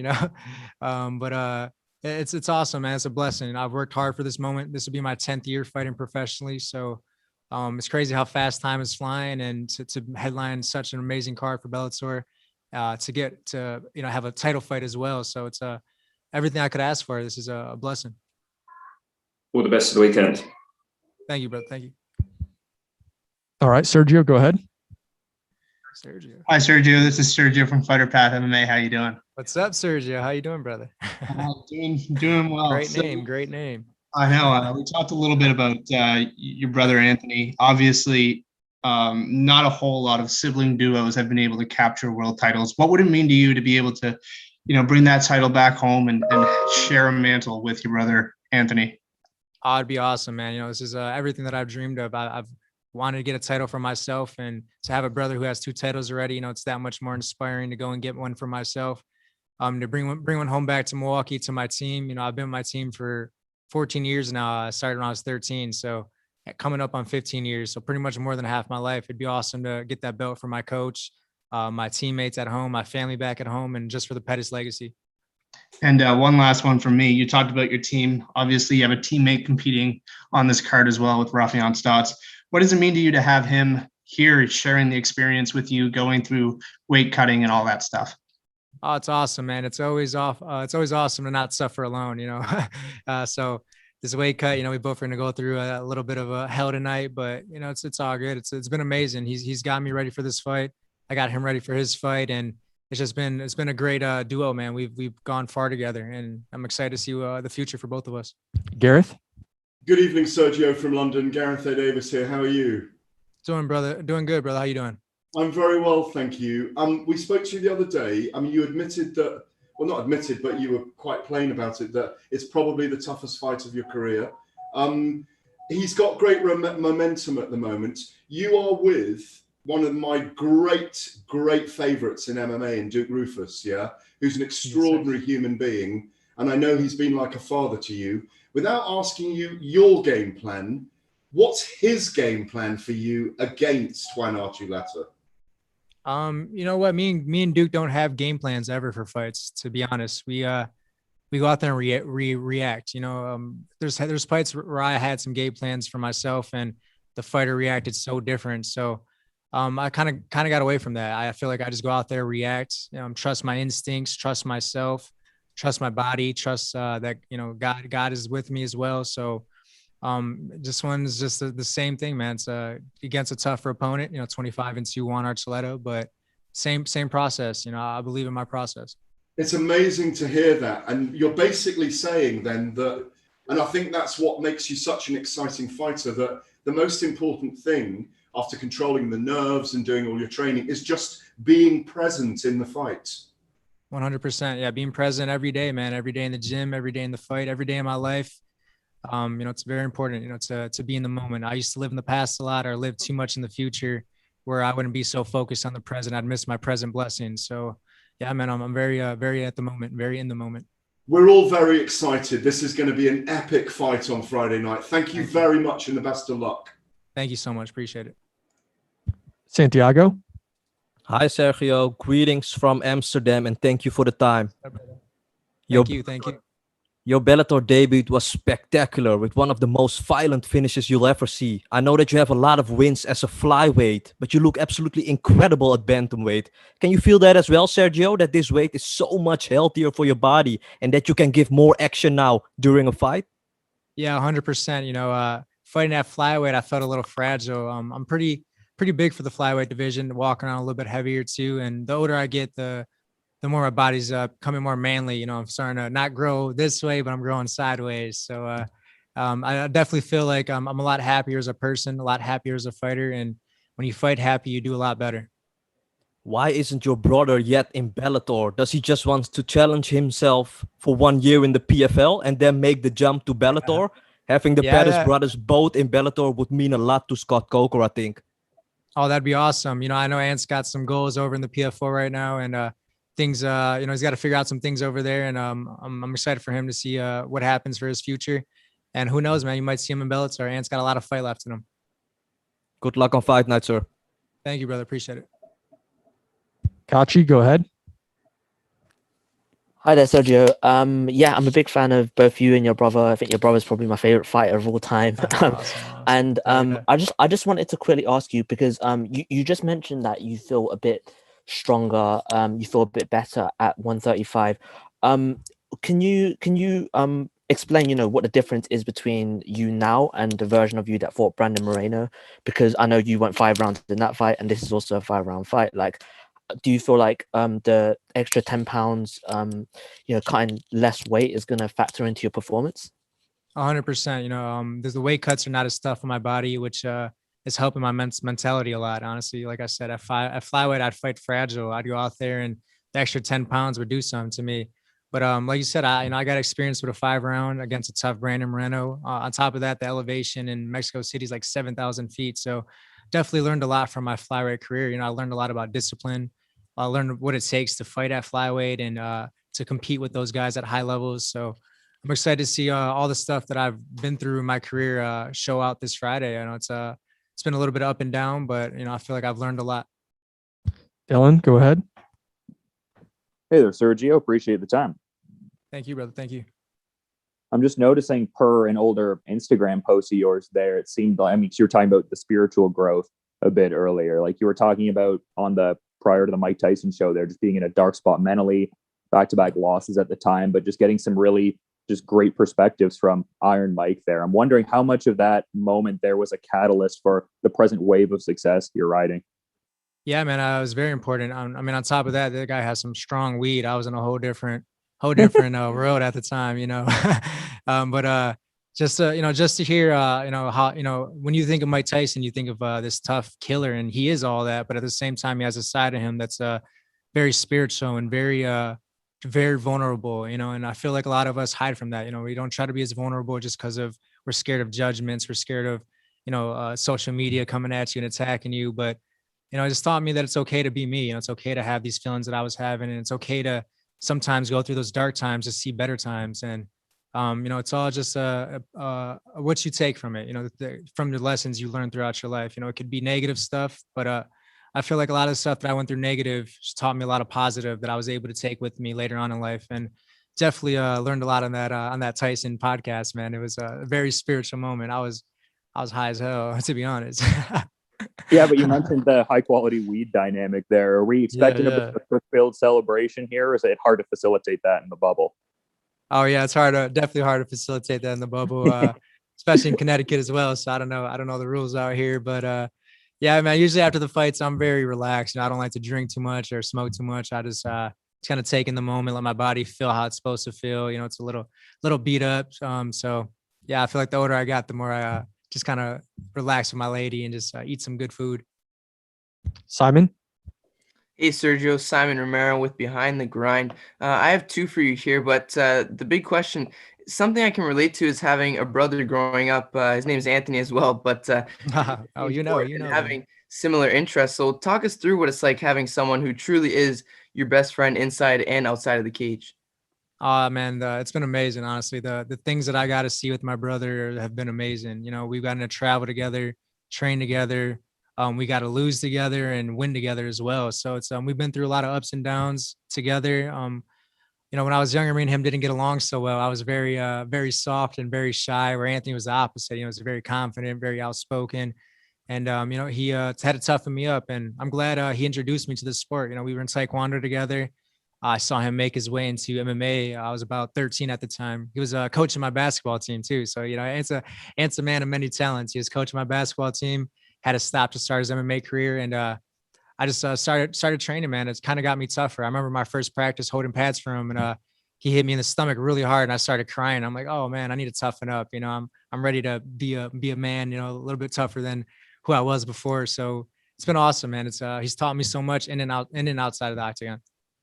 And the second question I have for you is his promotion debuts very soon. So how excited are you for that? Yeah, it's awesome. For the PFL, you're saying? His promotion coming out Oh, soon. his promotion. Okay. Correct. Yeah, his promotion. Yeah, I believe it's coming in November or September.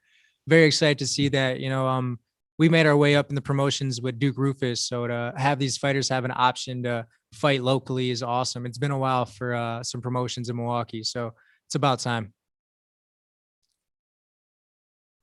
Ronald, go ahead. This is Ronald E. Smith from Getting Real. Sergio, how you doing, man? Doing good, man. How you doing? Blessed, man. Doing blessed. And man, just for you, if we could walk back a little bit. You brought up how this journey for you has been close to over 10 years right now to get the title shot. So if you can just reminisce for us, how do you look back on yourself through the journey that you went on to now for the moment for now getting the title shot? Yeah, man. I feel like early on I was a little kid fighting men, you know, and I learned a lot from that. So I feel like now I'm a man fighting another man, and I'm grown so much from who I used to be. You know, I used to fight a lot of fights very insecure and very, you know, not really trusting myself. Honestly, I didn't trust my skill set. I didn't trust myself as an individual, as a person. And now I'm my own man. I trust myself. I trust my process. I trust my journey, and I'm excited to go out there and see what I could do this Friday. Thank you very much, man. Thank you, brother. All right, one or two more here. Lenny? How's it going, Sergio? Lenny March from MMA News here, MMA Unhinged. How's it going? Doing well, brother. How you doing? Yeah, I'm doing great. Thank you very much. First question is obviously, you know, your second name, Pettis. It's known throughout the MMA world with your brother. But you feel like as a title win this weekend, do you remember that? Do you feel like that could, you know, supplement your own legacy? For sure. You know, obviously, I feel like I have built my own legacy. You know, there's a lot of with the media, it's saying, you know, he's the little brother still, which I am. I'm always going to be Anthony's little brother. You know, he's got 5 or 6.5 years on me, regardless. So, you know, I feel like I feel like I have built my own legacy, and this Friday would definitely build my own legacy. But you know, I'm not gonna stray away from that, man. We came in the sport together. It's always gonna be Team Pettis for the rest of my life. Yeah, two more before I let you go. But you and your brother are on different paths, different organizations. You was in the same organization once upon a time. You both fought on the UFC fight card together. But do you feel like before it's all said and done, before Anthony hangs it up, before maybe you hang it up, that you would like to fight on one more card against with each other? Yeah, man, I would love to, honestly. It'd be a blessing. We've had so much fun fighting the cards before. Have some times that were rough, sometimes that were great. But, you know, that's how life is. So it would be awesome to definitely get a couple more fights in with Big Bro. The last question is probably one I didn't really want to ask, is talking about Anthony. I was wondering if you had any thoughts about his debut at PFL. Yeah, man. You know, it is what it is. It's a sport. You know, it's the sport, and it's also the times in people's lives. You know, I felt like Clay was just, you know, he went out there hungry and, you know, had something to prove. And Anthony, you know, is a new organization. I know how it is to fight in a new organization when you're used to fighting in one for such a while. It's a whole different environment, whole different process. On top of that, they have a 17-day quarantine, which is crazy to me personally. So you can't train with your people that you're usually training with for fights for 17 days. You got to sit out there and get stuck in the bubble. So, it's just times, man. It's, the COVID's crazy, but it's just times, I believe Anthony's going to make the adjustments and do well his next fight. All right, Breeze. Hey, Sergio, it's Breeze with the MMA Breeze. I spoke with your opponent, Juan Archuleta, a few weeks ago, and he had gave me his thoughts on you and your brother. He said you guys are both really cool dudes, and he wants nothing but the best for you other than this bout. Well, can you talk to me about the first time you met and interacted with Juan and your feelings on him as a competitor and a person? Yeah, man. I met Juan my first fight coming into Bellator. I actually heard rumors that was going to be my first fight. Coming into Bellator is Juan Archuleta. So, I've been prepping to fight him for a while. Been watching him for a while too. He's 25-2. He's fought a couple of my teammates, done really well. And anytime we interacted, it's always been love and respect, man. We don't got no bad blood towards each other. At the end of the day, this is business, and that's when things get interesting. But yeah, no bad blood. I believe he's a great competitor, a great person. He's a great father as well. And nothing bad about Juan. Just Friday we both had bad intentions for each other, and there's a paycheck on the line, so that's what it is. And other than the paycheck, does revenge for your teammates motivate you at all in this bout? Man, it has to pass. I don't fight for anybody else besides myself. So it's more for me, more for my legacy and my W's. Man, I'm hungry for these W's. I don't like losing too much. All right, Sergio, appreciate the time, man. Good luck this week. Thank you.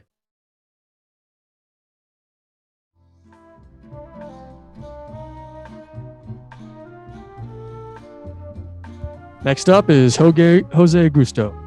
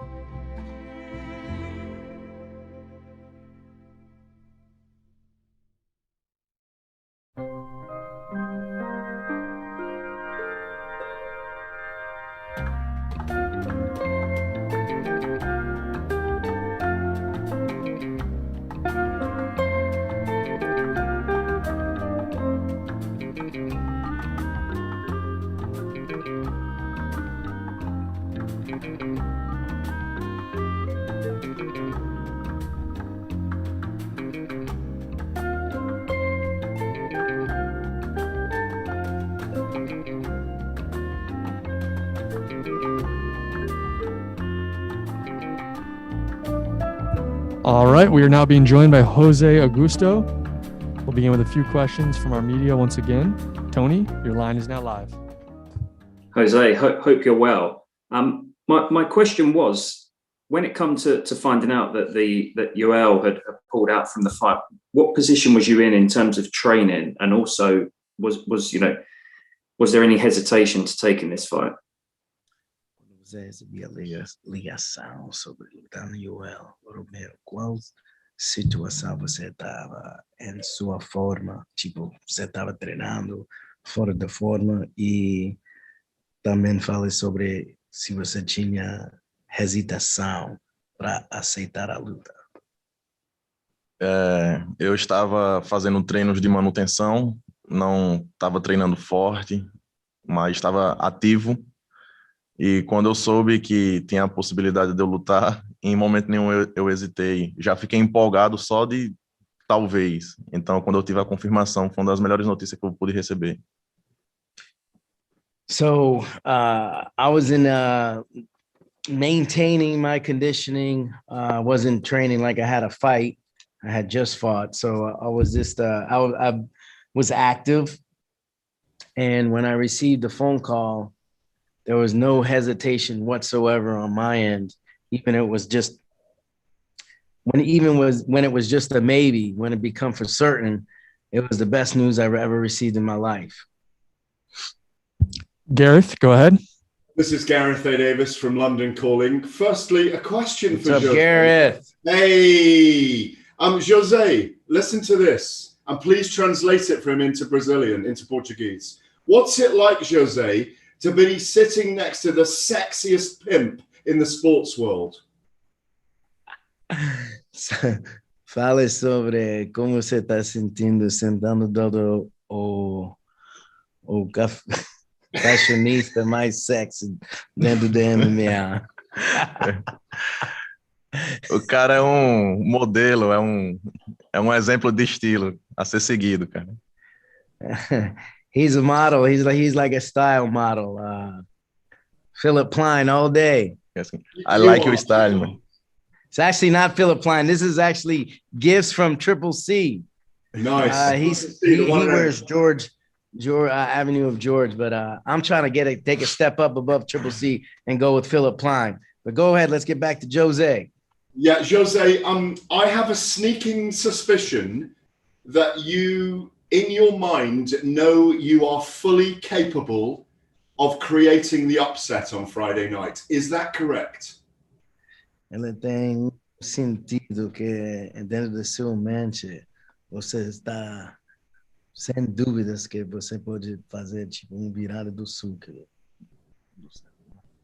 Sim, eu estou muito confiante nas minhas habilidades, no trabalho de minha equipe e no meu potencial. Eu vou entregar tudo que eu tenho para sair com a vitória. Yes, I'm very confident in my abilities to make this upset, and I have all the abilities and weapons to make this come true. Does it play in your mind as well that if things come off for you, you are going to be fighting for the Bellator light heavyweight title next? Luta pelo título mundial na terceira luta. No Bellator. É o que passa? Se você está pensando nisso, você está acreditando que talvez na próxima luta você vai lutar pelo título mundial. Sim, eu quero dar um passo de cada vez, quero vencer bem o Anthony e depois eu penso no Nenkov. One step at a time. I'm focused on Anthony. After that, we'll talk about Nemkov. First things first, upset of the century. I wish you the best of luck, and I really do believe you're going to get the job done on Friday night. Thank you very much, gentlemen. I'm sorry we can't travel to be there. And não tem dúvidas que você pode fazer esse. Okay, thank you. Vitória. Donna? Hi, lads. Jose, could you tell us the story of what happened, how you got the call? I know that there were some fighters who heard that Yoel was out of the fight and they went on Instagram, they texted the promotion. What happened with you? How did you get this fight? Fala sobre a situação, como você recebia essa ligação, porque era outros lutadores pedindo para essa luta no Instagram. Como você conseguiu pegar essa luta? O crédito é todo dos meus empresários. Eu pedi a luta, mas por eu só ter uma luta na organização e o Anglicas já ser o reserva, né? Aí eu pensei, cara, ele fez uma luta de 3 rounds há pouco tempo, eu acho que ele não vai ter condições de lutar. Então fiquei sempre... O Anglicas. Júlio Anglicas, eu acho o nome dele. Ele não era o reserva? He would be the contender in the division. Aí eu pensei que ele não teria condições de lutar, e fiquei sempre com aquela esperança de talvez dê certo. So he gives all the credit to his management, his agents, because he did put his name in the hat, but he didn't think he would get it because he only had one fight in Bellator, but he also knew that the other reserve had just fought 3 rounds, and he was hoping maybe he wouldn't be ready to recover. His body hadn't recovered that fast, and he might have a chance. And here we are. Jose, obviously this is 3 fights away if it were to happen, but have you thought about what you would do with the $1 million if you win this tournament? Óbvio, mais 3 lutas para receber o milhões. Mas Sim. o que você vai fazer? Você pensou nisso com $1 milhão? Vou cuidar da minha família, vou investir em mim para ser um atleta melhor. E basicamente é isso, dar um upgrade em todas as áreas de minha vida. $1 million, ice coming for you.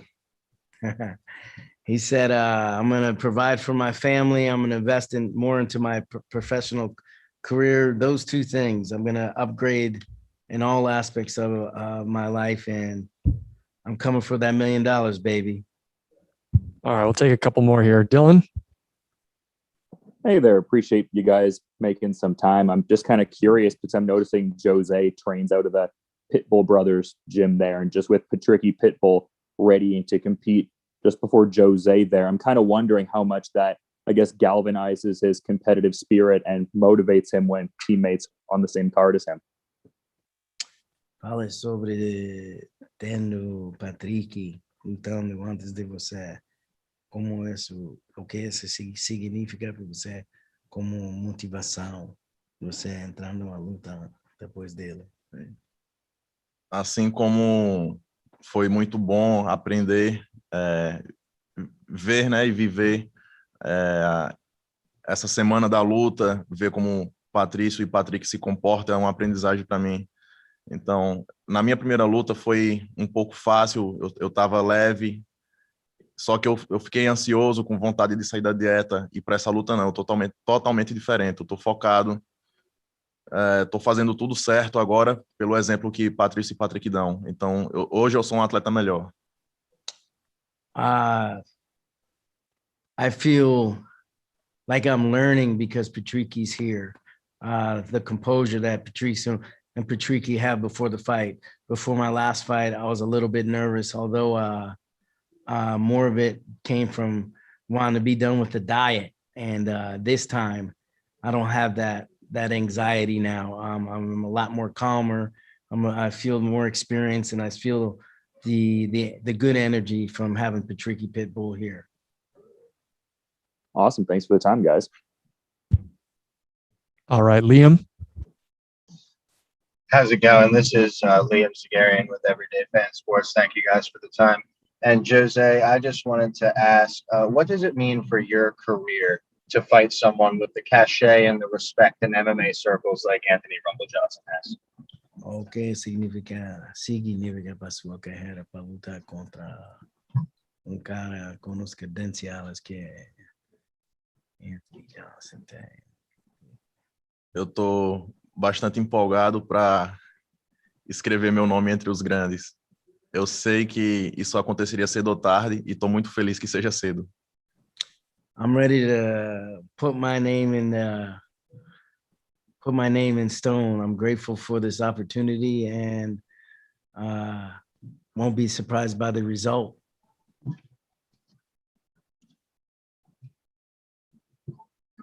Thank you. All right, Ronald. My name is Ronald E. Smith from Getting Real.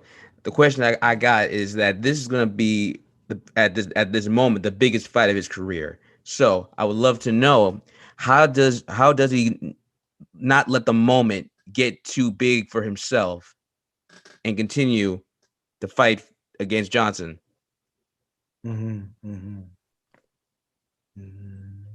Você fala sobre você. Ela está perguntando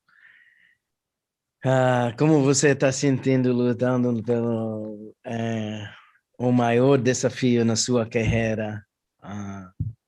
Como você está liderando com essa pressão, mais ou menos? Eu estou me sentindo muito bem, na melhor fase da minha vida. Eu não estou emocionado, eu estou com os pés no chão e estou ansioso para chegar lá e fazer meu trabalho. So I feel great. I feel calm. I feel I feel no pressure. I feel my feet are based on the ground, and the only thing I'm anxious to go out there and do my job, get the KO. Gareth? Yes, this is London calling again. Hey, Pimpy. Right. So, you can get me when you see me. I just want to ask one final thing. It's a serious question, gents. Rumble's been out for 4 years. Is that often a factor with a fighter when they've been out so long that maybe you will be out of the rhythm, the momentum that you actually have? Como o ritmo que você tem nesse momento, nessa hora. Eu acho que o Anthony vai estar muito bem. Ele vai mostrar a melhor versão que ele já mostrou. Mas eu vou aproveitar que eu sou mais jovem, competir mais. Mas eu não espero estar... como que eu explico? Eu não espero estar... e pegar ele fora de ritmo. Não, eu acho que vai ser uma luta muito dura. E eu vou vencer o melhor Anthony Johnson que já esteve nos rings. Yeah, I don't think he's. I'm expecting the Anthony Johnson be in the best shape of his life. I don't wish him to come in out of rhythm. I want to face the best Anthony Johnson. I feel like my youth, my speed, and my will to win will be the difference in this fight. Thank you, gents. All right. Thank you both for the time and good luck on Friday.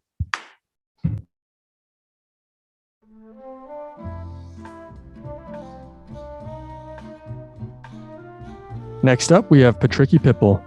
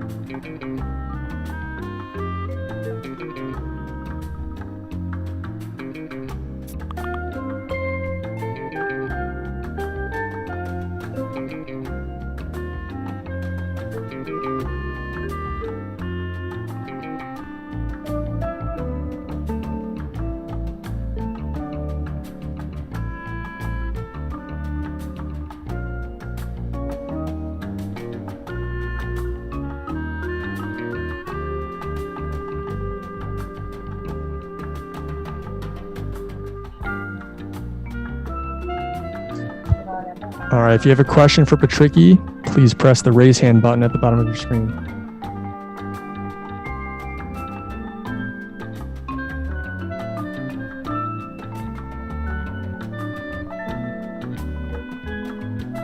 Okay, we are now being joined by Patricky Pitbull. Once again, we'll begin with a few questions from the media. Mason, your line is now live.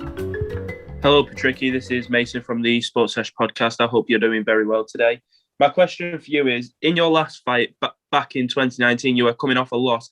How have you dealt with that loss and made changes to your game? Quando você lutou em 2019, você perdeu aquela última luta lá no Japão. Como é que você tá agora como atleta? Como é que você tá diferente? Nothing changed. I'm the same. I'm still hungry. I'm still excited to back to the cage. I'm very excited. I'm very happy. So nothing changed. It's the same Pitbull, just with the glass.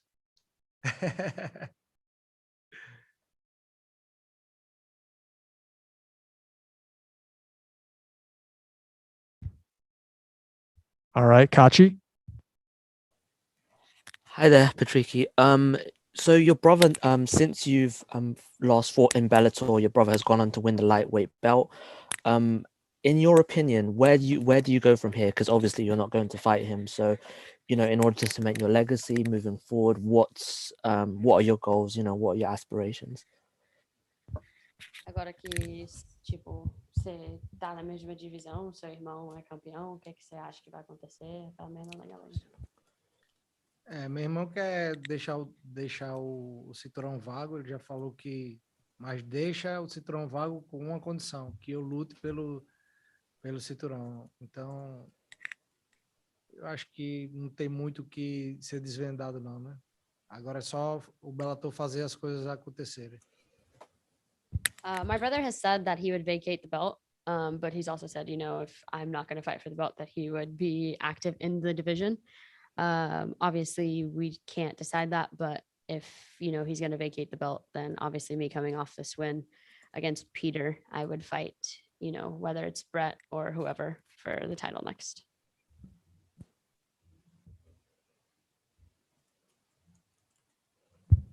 All right, Breeze.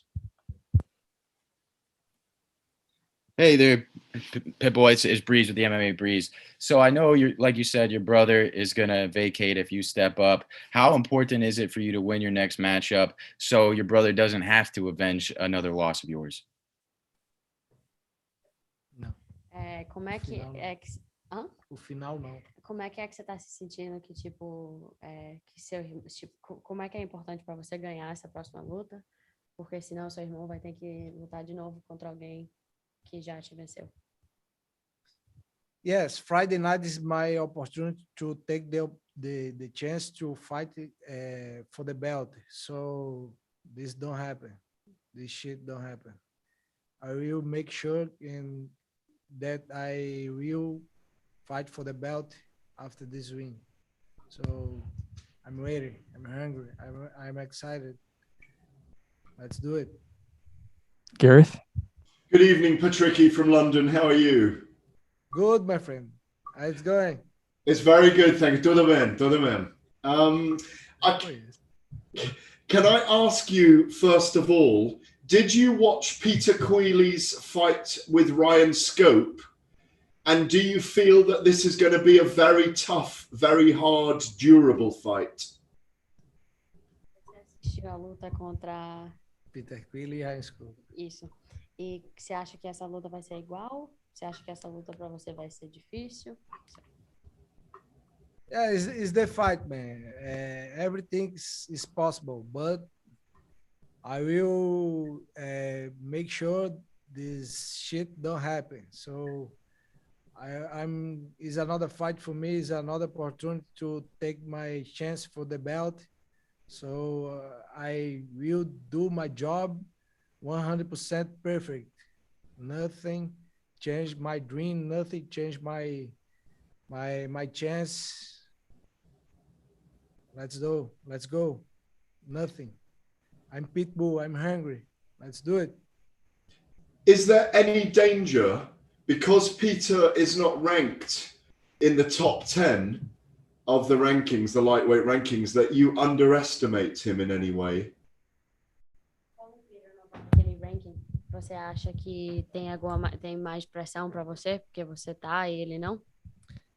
Yes, I don't like too much because it's the underdog. It's like underdog. So shit hit. Qualquer merda pode acontecer. So I don't like too much. I don't like this idea. I like fight to the guys like Brent Primos and another guys stay in the rank. But I know I'm the Pitbull. I'm the king of chaos. I'm the man. So are you saying then, Patricky, that he does not deserve to be fighting you then?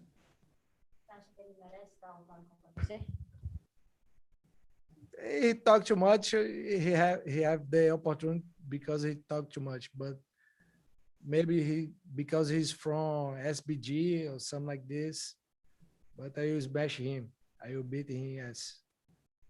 Will you enjoy it more beating someone because they are SBG? Vai gostar mais batendo nele porque ele é SPG? Ou tipo For sure, 100%. Me and my brother will smash everybody from SBG. Just two guys will smash all team. Finally, last week in the press conference, a Zoom call that we had with Scott Coker, he did say that if Patricio was still the 155 champion and you were the main challenger, who knows? Could the Pitbull brothers fight each other in a title fight? Because you fought each other hundreds of times as children. Could you even consider fighting each other in a title fight? Silly question, I know, but I'm going to ask. Só não entendi o final, mas se você lutaria contra seu irmão. I can fight against my brother all time in my house, in the gym, anytime. But not for the title, no? No, not for the title. Go well on Friday night, my brother. Lovely to see you. Thank you. Thank you, my friend. All right, and the last question is from Michael Owens. Michael, go ahead. Hello, Patricky. This is Mike from Mike Owens Media. If your brother Patricio was to vacate the title and you were to be matched up for a vacant title bout, who would be your most likely adversary in that fight? Quem é que você quer quando o Patrício largar esse cinturão, quem é que você quer lutar contra? Brent Primos is the name, is the guy. I think is the former champions is number one in the rank. So I think these guys have the opportunity to fight with me because I think me is number one from their rank. So let's think after this fight what's happened. All right. Next side, I'm ready. All right. Thank you both for the time. Good luck on Friday, Patricky. Thank you.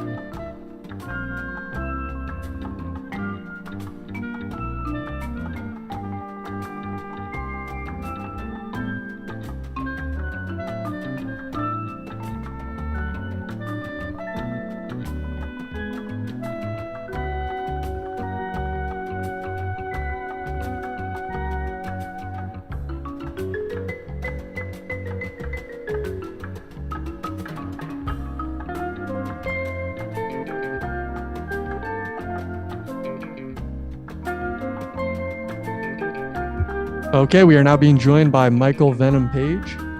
Once again, we are going to begin with a few questions from our media joining us virtually today. Harry Mack, your line is now live. Hey, Michael. Harry Mack from the Bookie's Basement. I hope you're doing well. I'm good. I'm good. Hope you're good. Thank you. So you debuted as the #1 contender in Bellator's welterweight rankings, but then they actually wound up flipping you and Yaroslav. So I just wanted to know, neither of you fought. So in your opinion, why do you think that was? That would be a wild guess from me. It's obviously something that I did notice. It just, it is what it is. I don't know. They say it's obviously it's an impartial. I guess they keep every time there's an event, they can keep kind of sitting back at the table and rediscuss what they had previously discussed. But I don't see why something like that would change, seeing as neither one of us have been active. I don't know. It's like I said, it's your guess is as good as mine. Fair enough. Well, best of luck on Friday. Thank you so much. Breeze, go ahead. Hey, Michael, this is Breeze with the MMA Breeze. I just wanted to ask, you obviously have created a lot of highlight reels for us.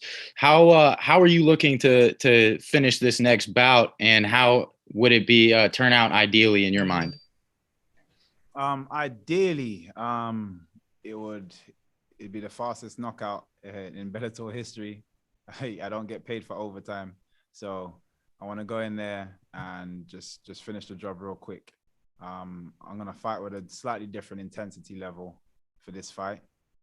So yeah, I do want to get in there and just I want it to be a bank robbery, in and out, a quick job. So for me, it's all about what comes afterwards. I want to stay fresh, stay fit, and then just get straight back in again after this fight.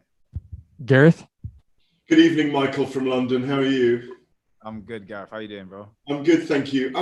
Interestingly, you used the analogy of you want to get a bank robbery, obviously without anyone seeing you, like a ghost, get in and out, and he's asleep. Is having been there with you at your last fight, do you think that you didn't explode enough in your last fight, and you weren't as aggressive as you normally are? Is that the reason for that?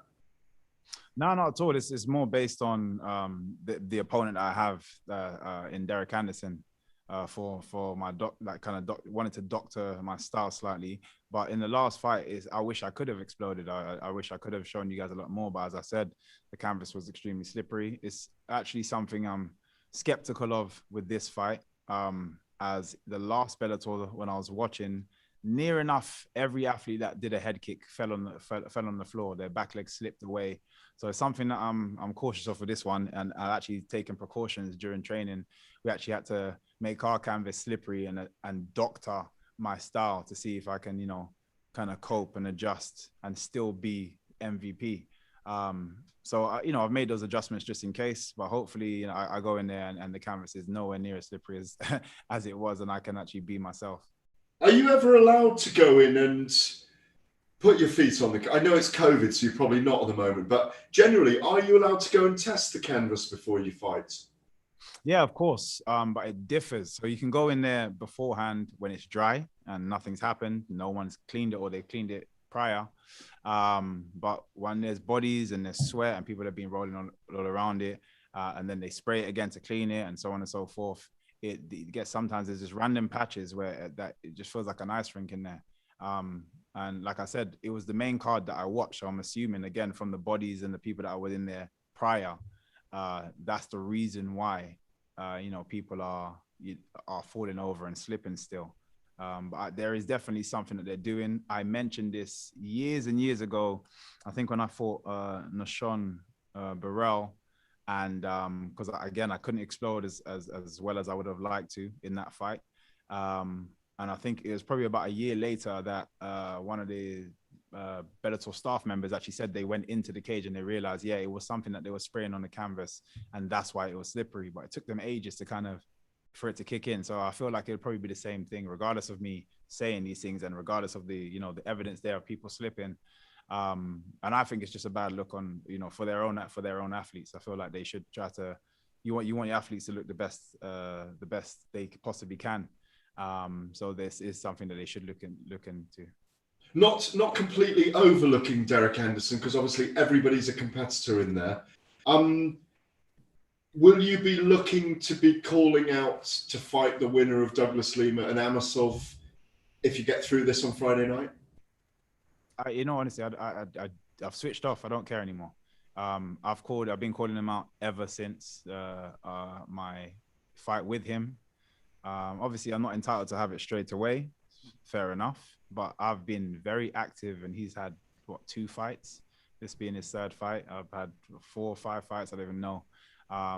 So yeah, I don't believe he's in any rush to be back in the cage with me. So my job is to just stay active. I couldn't care less anymore. I just want to win this fight. Whoever's available next, Bellator line them up, and I jump in back as soon as possible. Finally, Michael, I think you were on the BBC the other day. Was it Match of the Day? Yeah, Match of the Day Extra. Yeah. Just to explain to anyone listening in America, obviously Match of the Day is the biggest soccer show in the UK. What does it mean to you that mixed martial arts, Bellator, yourself, are now live on the BBC iPlayer, which is free and available to 70 million homes live? It's amazing, especially for the UK, the Europe. I think it's unbelievable. Even had they posted out one of my teammates, Norbert Naveni, and it's just good to see, like, for him, up and comer is definitely going to be taking that middleweight division by storm. It's just great to have that kind of platform to be pushed on, where we never had that before. When I first came in, we didn't have those kind of things, especially in the UK. Is mainly for the States. I just hope that this partnership stays. Again, we've seen a lot of partnerships with Bellator come and then go, and I'm hoping I think this is a great partnership, especially Showtime as well. I think they can do a lot in this with these 2 partnerships, and hopefully it stays. Donna? Hi, Michael. I wanted to ask you a little bit more about the service. I'm sure you're obviously a big boxing fan as well, and this has been a big talking point this week with Billy Joe Saunders. He was asking for assurances on the size of the ring. This is a little bit different, is the issue that you have with Bellator. But did you ask the promotion for assurances that there would be a fix to that problem? Because stylistically, you of all people are the one who would suffer the most from having a slippery canvas. And actually, someone like Derek, weirdly enough, might actually benefit from having that sort of little advantage, you would say. Did you talk to people in the promotion, people in the matchmaking side, and say, we need to sort out this issue with the canvases? Because I did notice those issues with the people you mentioned a couple of weeks ago. Yeah. I've indirectly had these kind of conversations. Hopefully, now that I'm here, I can actually speak to them directly. I don't think it's necessarily going to be a fix for this event, which is why I took the precautions, that I have with my teammates and my coaches.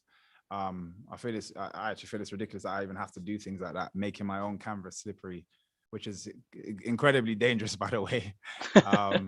But yeah, it's my coaches have reached out, management has reached out, and again, I feel like it falls on deaf ears sometimes, and this is some of the issues that I've had in the past. So hopefully, now that I'm here, once it's all said and done and I've finished the fight, I can sit down with the people that can actually make these kind of decisions, and we can actually get things changed.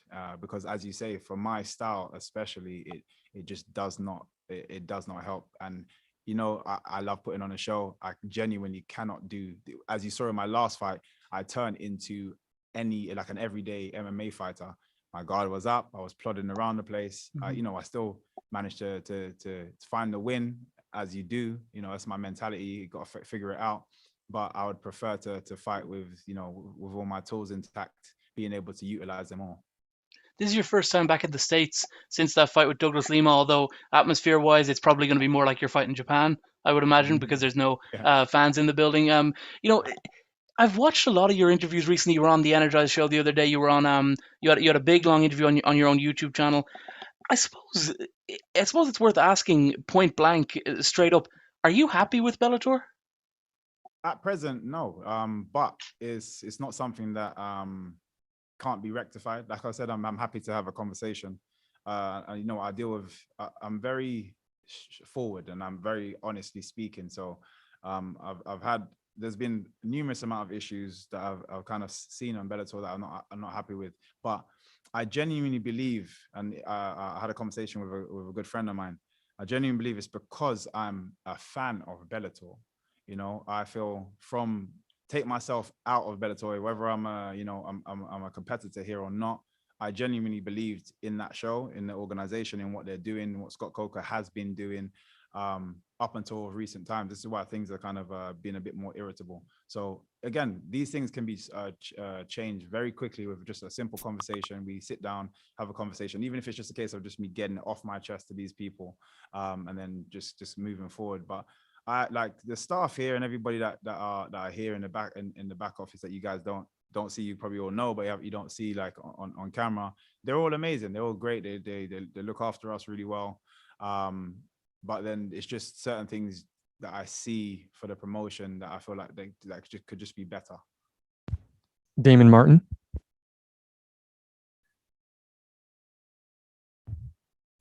Damon, go ahead.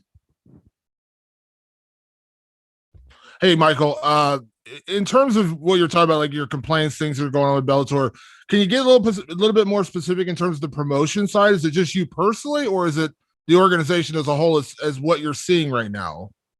Yeah, I feel it's the organization as a whole.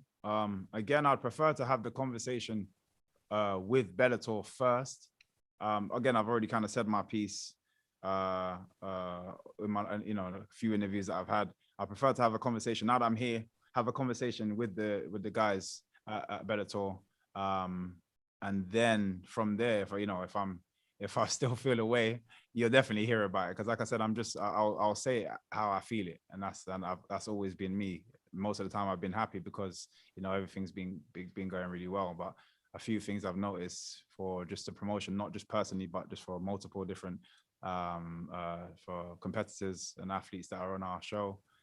So yeah, I want to just kind of air that out with them. Obviously, throughout your career, Michael, you've always gone out there and fought, but because of who you are, the name you've built, you're always a kind of a target of criticism. People saying, well, he doesn't fight the top competition, or he doesn't do this, he doesn't do that. You talked about the title. You've kind of put that out of your mind and you're just out there fighting. Is it kind of the same way with the critics? Do you even pay attention to that kind of stuff anymore? Oh, no, not at all. Everyone's a bit repetitive. It's a bit of a broken record. They're saying exactly the same thing, so there's nothing to really pay attention to anymore. There's nothing creative about what anybody's saying, and a lot of the times it's usually very average fans that only know a few people. I've seen comments like, oh yeah, you're fighting Cans, well, you should be fighting Conor McGregor. And it's like, well, I already know you don't watch the sport well enough to know that we're not in the same weight division, although he does come out, and we're not in the same show. So again, it's a lot of these kind of people that will flood your page, but it doesn't bother me at all. I enjoy what I do. I get to do what I do for a living. I get to train with some amazing people, coached by some of the best people that I've could ever coach in the world, and I'm just enjoying life. It does not bother me at all. And last one for me, Michael, you're a guy who has crossed over. You've done boxing. I think we talked before your last boxing bout. You've seen lately the hype around MMA fighters crossing over into boxing, this whole Jake Paul thing. I want to get your opinion on that as a guy who actually has done boxing and actually has found success in boxing. What do you think about all the MMA fighters either talking about do you feel like it's just a big payday thing, or would you like to see, like, in terms of the opportunity of guys crossing over and getting paid, like, because you're a guy who's actually done it and done it successfully? Mm-hmm.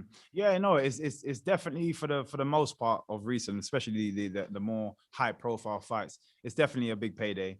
The likes of Jake Paul, Logan Paul, they bring a massive audience wherever they go. Doesn't matter what they could talk about doing entering a breakdance competition, and you'll see a lot of people watching and tuning into breakdance. That's just what you have to give them props in terms of the fan base that they have created.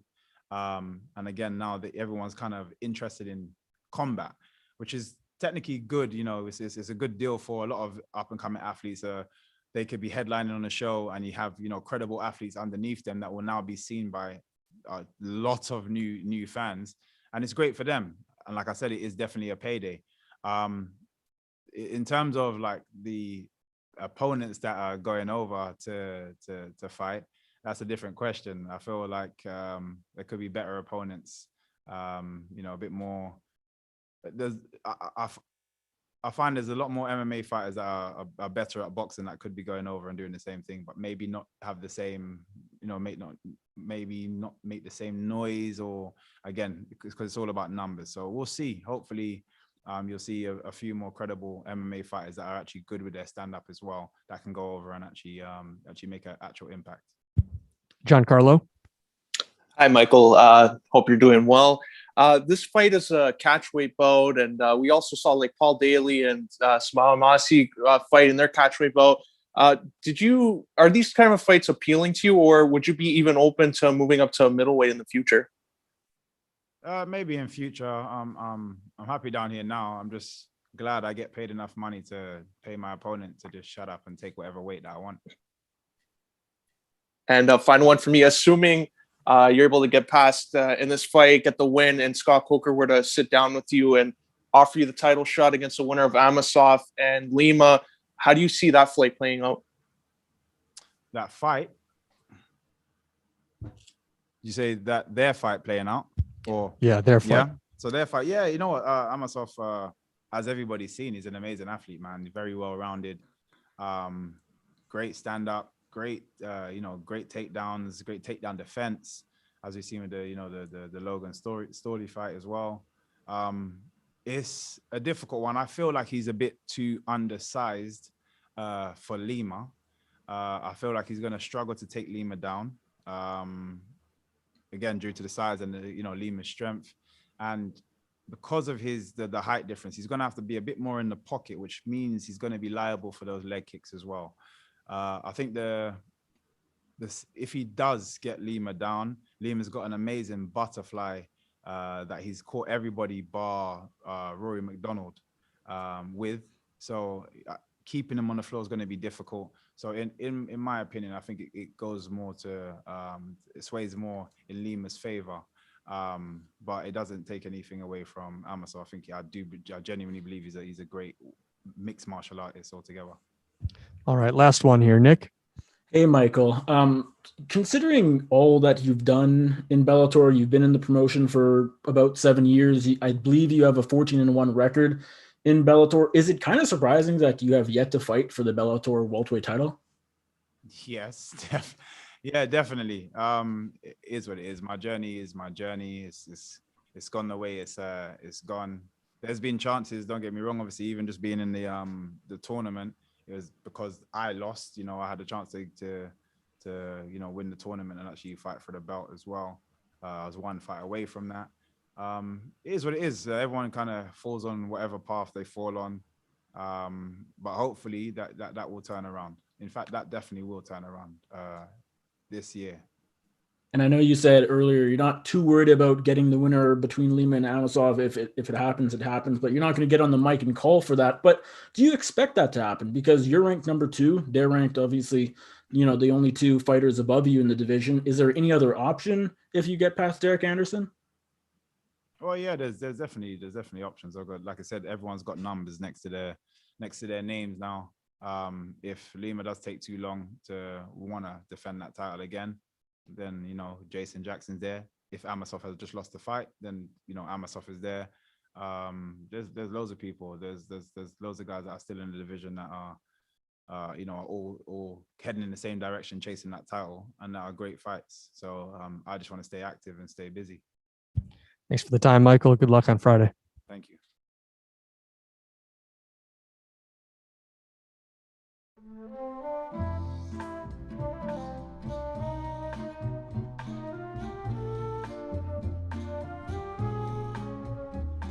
Next up, we have Anthony Johnson.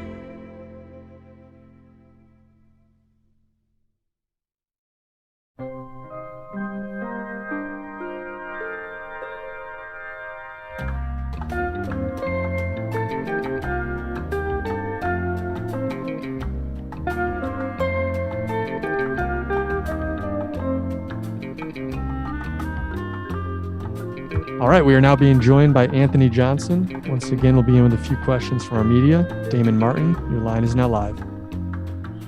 Hey AJ, we just talked a matter of days ago, and so much can change in that short a period of time. Can you kind of give me your initial reaction to getting the news that Yoel was out of the fight? Obviously, I know you were excited for that one, and I know it's part of the sport, but I know there has to be some disappointment. Yeah, I was very disappointed. Not only were the fans, counting on that fight, I was too. I had trained my butt off for him, and like I do every fight. But it is what it is. What can I do about it? Every time it seems like I'm about to have a big fight, I get a change up all the time. I know that, going to a new opponent, that's, again, part of the sport. I know you guys are training for whatever happens, at your gym down at Sanford. But in terms of the emotion, do you have to kind of allow yourself to get disappointed and then get up again for the new opponent? Because, again, absolutely no offense whatsoever to Jose. He's just a newer guy. We don't really know him. Whereas Yoel, that was a big fight. I had to psych myself out a little bit. You know what I mean? Just, you know how it is, man. When you count on something and then things get changed up, so much can go through your head, but I knew I wanted to fight. I was presented, some other fighters, but they weren't worth my time. I don't know, man. I just had to suck it up and say, you know what, I'm fighting. The fans want to see me fight. I want to fight. I know the organization wants me to fight. So let's just do it. Let's get somebody that's worthy, give somebody who deserves a shot, to fight me, that I feel deserves to fight me. And they picked Jose. And I'm glad they picked Jose. People may not know who he is, but he's a good fighter. And last one for me, only because you did spend so much time training and preparing for Yoel. I can't say what the future holds for him. I'm not going to get into his medical issues or anything, but is there any part of you down the road you would like to revisit that just because you spent so much time preparing for that guy? If it happens, it happens, man. I just take everything one step at a time. But yeah, if I get a chance to fight Yoel, I will. That's, once again, the fans wanted to see it. I was amped up for it, but the people that got me amped up even more and got me looking forward to it even more were the fans. The fans were so into it and so pumped up. I feel bad for them more than I feel bad for Yoel. You know what I mean? Because they don't get to see the show that they were, wanting to see. But once again, I have Jose, so I can't think about Yoel anymore. I just have to focus on Jose. Corey? Hi, good afternoon. Corey from MMA Mania. You've had all of your losses, aside from that Kevin Burns insanity, were due to that wasn't a loss. That wasn't a loss. And yeah, hence the insanity in it. Have been on by submissions, and your opponent has demonstrated some good ground ability. You've been out of the sport for a while. It's been a lot of work, maybe working on your ground game, hoping to shore up. What has been the only losses in your career? I've over the course of, a couple of years, it wasn't that I sucked on the ground or anything like that. I just never wanted to be on the ground. I never wanted to be a grappler. I wanted to be a knockout artist, Whenever I'm training, I don't get submitted, and I have some legit grapplers, I hang in there with them. I'm not trying to be a black belt. I'm not trying to impress anybody on the ground. I'm not really trying to even submit anybody on the ground. Do I know how to submit people? Of course I do. I've submitted people in training. I have submitted a black belt, legit black belt before. But it's just not me. People want to see fights. They want to see knockouts, and that's what I bring to the table. So I'm just going to keep trying to do that. And so many people talk about grappling or whatnot, but you got to be able to take me down, and that's not easy. So, anybody that's truly taking me down, they were wrestlers, and they were great wrestlers, not just mediocre wrestlers. They were great wrestlers to be able to do that. And usually when people try and take me down, they pay for it. Nick? Hey, Rumble. Obviously, What's up, fight boss? weeks these days are a lot different with all the COVID protocols. But for your first fight week in 4 years, what's it been like getting back into that routine? It's been great. natural. Feel like I'm at home. Nothing's changed. Everybody's still asking a ton of questions and showing a ton of love. So nothing's changed. This is I just feel like I'm home, and this is just where I'm supposed to be. And I know over the course of the past 4 years, there were some hints before you finally committed to the return last summer. Like even before that, you were kind of hinting at returns here and there. Why do you feel like 2021 was the right time to come back? Hell, I thought 2020 was going to be the year to come back, but things happen. Everything's all about timing, and obviously the time is now. So why not? Why not just give the fans what they want? 2020 was not a great year at all for anybody, unless you was Walmart or something like that. They got all the money.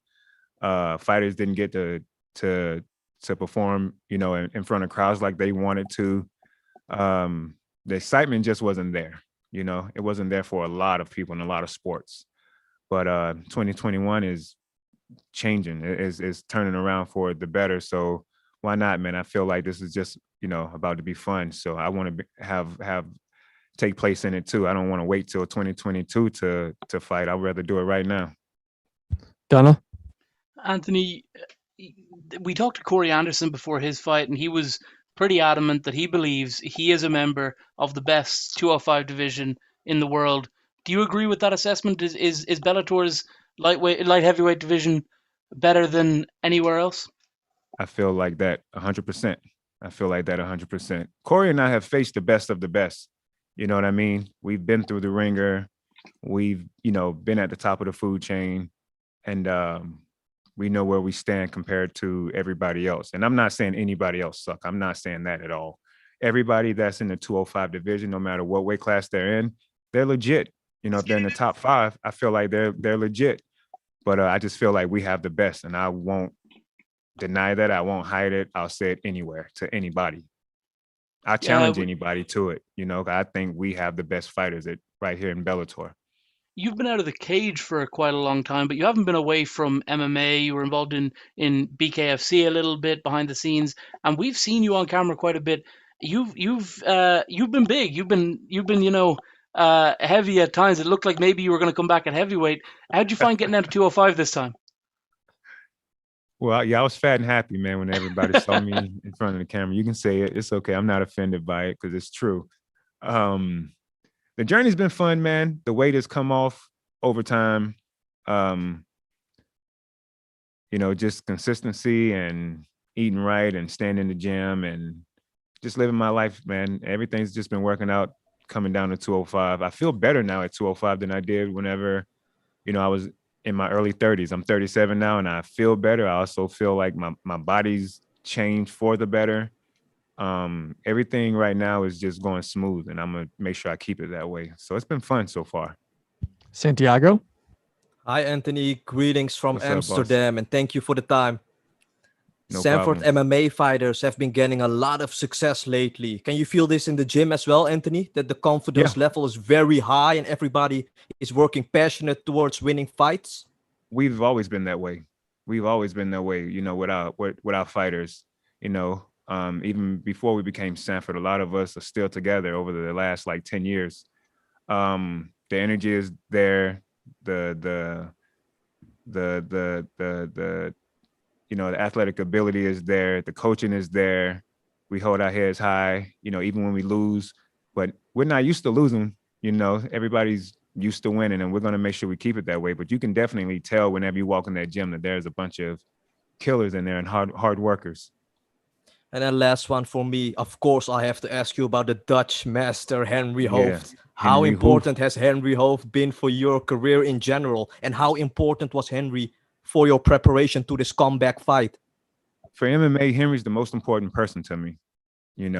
He's my right-hand man, when it comes to MMA and stand-up, he's my rib. You know what I mean? He's my partner in crime. Regardless of the past, and all that stuff, he's still my guy. We still ride or die for each other, regardless of anything. But he's been helping me out no matter what. He can talk to me, man, and get me going. It doesn't matter. He doesn't have to hold pass for me to want to knock your head off. He can just talk to me, and we just got that vibe, that energy, that relationship, and it's unbreakable. Gareth? Good evening, Rumble from London. What's up, boss? Hi. I was on the call with you last week, the press conference, and you and Romero were so lit over your contest. It was an amazing thing to witness. You were both incredibly looking forward to it. Really stoked you were going to kill each other in there, but incredibly respectful. No, but at the same time, incredibly respectful. And I just wonder, 24 hours later, what goes through your psyche as a fighter when you know you're going to have to switch against another opponent, that guy you'd been focused on for so long was there. What do you go through in those hours after finding out about that something like that happening? A lot of frustration. When your heart and mind is set on fighting somebody, then it gets switched up. It throws you off track a little bit, but at the end of the day, it's still seek and destroy. You still want to fight. So, it only lasted like a day for me, and then I was already over it because I know I'll eventually meet Yoel down the line. But he's in the past. I'm focused on Jose. Talk to us a little bit. I know you've spoken a little bit about Jose. He does carry dangers. He's had a lot of momentum. He's fought a lot recently. How do you go about beating him and hopefully not having to do overtime in this one? I'm not going to tell you my game plan because that's exactly what you just asked. But I just need to win. I just need to do my thing, and I just need to be myself out there and knock some head offs. You know what I'm saying? Knock a head off or whatever, and give the fans what they want. That's all I need to do is just be myself and have some fun. Are you going to be holding the belt in about 3 or 4 months' time? We'll see. We'll see if I get past Jose. I can't even think about the belt right now. Of course, that's one of my goals, but I got somebody in front of me that's trying to hurt me. So I need to focus on him and not the belt. All right, we'll take a couple more here. Dylan. Hey there, Anthony. Appreciate you making some time. No problem. I'm just kind of curious. You're talking about not overlooking your opponent here, but just in terms of which I guess you weight a little bit more than the other, in terms of the lineal belt versus the tournament title itself. I've spoken to certain fighters who've captured both, and it seems like they kind of show love to, the Grand Prix hardware a little bit. Is there a certain title you're eyeballing more out of those two? Oh, I thought the belt was just the belt. I really wasn't thinking if it's a tournament belt and then, a regular championship belt. You know what I'm saying? To me, a belt is a belt, and I'm going to do my best to get it whenever the time is right. Yeah, and Henry Hooft has been discussed in the scrum here, and he was talking about how your style just goes on forever. Can you kind of talk about the longevity that your style provides and everything like that? Man, I just do me. I don't really, you can't really name my style besides beating people up, and knocking people out. I don't, most styles, you have a name for it. I just punch and kick, and if you're in the way and get hit and you get knocked out, that's on you, so I don't really have a style. I just do me. I do what Henry teaches me. I'm not saying I'm technical. I'm not saying I'm doing a textbook the way he teaches me, but I use what he's taught me, and I just mix it up my way and let it be what it is. So, but my style is all out. A lot of fighters talk about they leave it in the cage, but I don't think anybody can say they go 100% like I do. I was talking to my guy, earlier, and people talk about how my cardio is this and that, but I'm like, dude, I when I swing, it's 110%. When I throw a punch or a kick, it's 110%. Everybody else is pacing themselves. I ain't got time for that. You know what I'm saying? I'm trying to give the fans what they want. And plus, who wants to fight for 5 minutes, man? Who wants to fight for 5 or 25 minutes? I'm trying to get in and get out. Last one, Lenny. How's it going on, AJ? How are you? I'm great. You? Yeah, I'm doing great at the moment. It's great to see you back, Anthony Rumble Johnson. Last time we saw you 4 years ago, UFC 210 against DC. But how did you occupy yourself whilst you were outside the cage? Oh, I got fat and happy. I did a couple of things, started a couple of businesses, lived my life. And that's why I had retired. I needed to do that. But I'm back now, and life is beautiful. You mentioned there you're back now, but when you first announced that you were coming back, it seemed like you were heading to the UFC. You even tweeted UFC 248 at T-Mobile Arena. You put that on your Twitter. What ultimately happened to returning to the UFC? But at the moment, I do believe Bellator is a good fit for you. Yeah, I wouldn't be here if I didn't think Bellator was a good fit. As far as UFC, man, I still have nothing but love for UFC.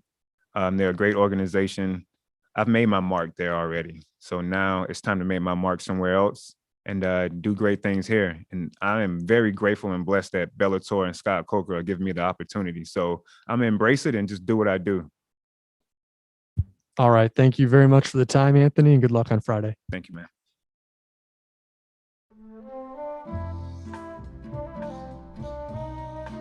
Next up is Juan Archuleta.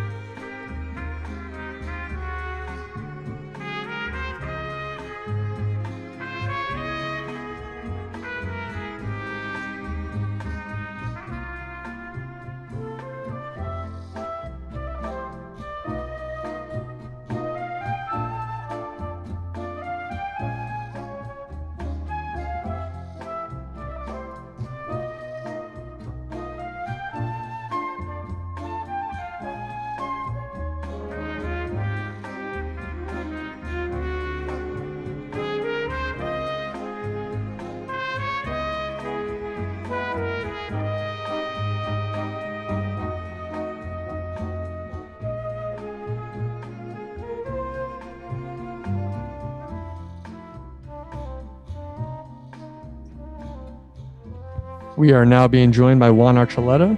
We'll begin with a few questions from our media joining us virtually today. Tony, your line is now live. Hi, champ. Happy Cinco de Mayo. Woo woo. Thanks, dude. Same to you. Thank you. Now, I just wanted to get your thoughts on headlining what's possibly one of the biggest Bellator events definitely in recent years, if not of all time. Oh yeah, I mean, it's awesome. It's just proven that all the hard work, the time I took to really develop and grow as a martial artist is starting to pay dividends. And for Scott Coker to believe in me to headline this event is just a dream come true. I'm honored first and foremost, and for it to be on Cinco de Mayo, it's paying homage to my culture, and I'm very thankful for that. And without overlooking Sergio, we've spoken to a number of other 135 pounders this evening. Who do you feel that is best and next in line should you get past Sergio on Friday? Oh, 100% Horiguchi. That's a fight I deserve. That's a fight that I've been working towards. And, and that's a fight that the fans deserve. Like, we need to make this happen, and it needs to be happening. Granted, I get through this fight. Sergio Pettis is no slouch either. These two guys are some of the best 35s outside myself. Lenny? How's it going, Juan? How are you? Good, Lenny. How you doing, buddy? Yeah, I'm doing great at the moment. And not too sure if you know, but the infamous MMA TV series Kingdom, you was on it, you was on the cast, but not too long ago it came to primetime TV on Netflix. But as of the 31st of April, end of last month, it got taken off. So I was very disappointed. But how could we get that back on primetime TV? And what was the experience like being on the show?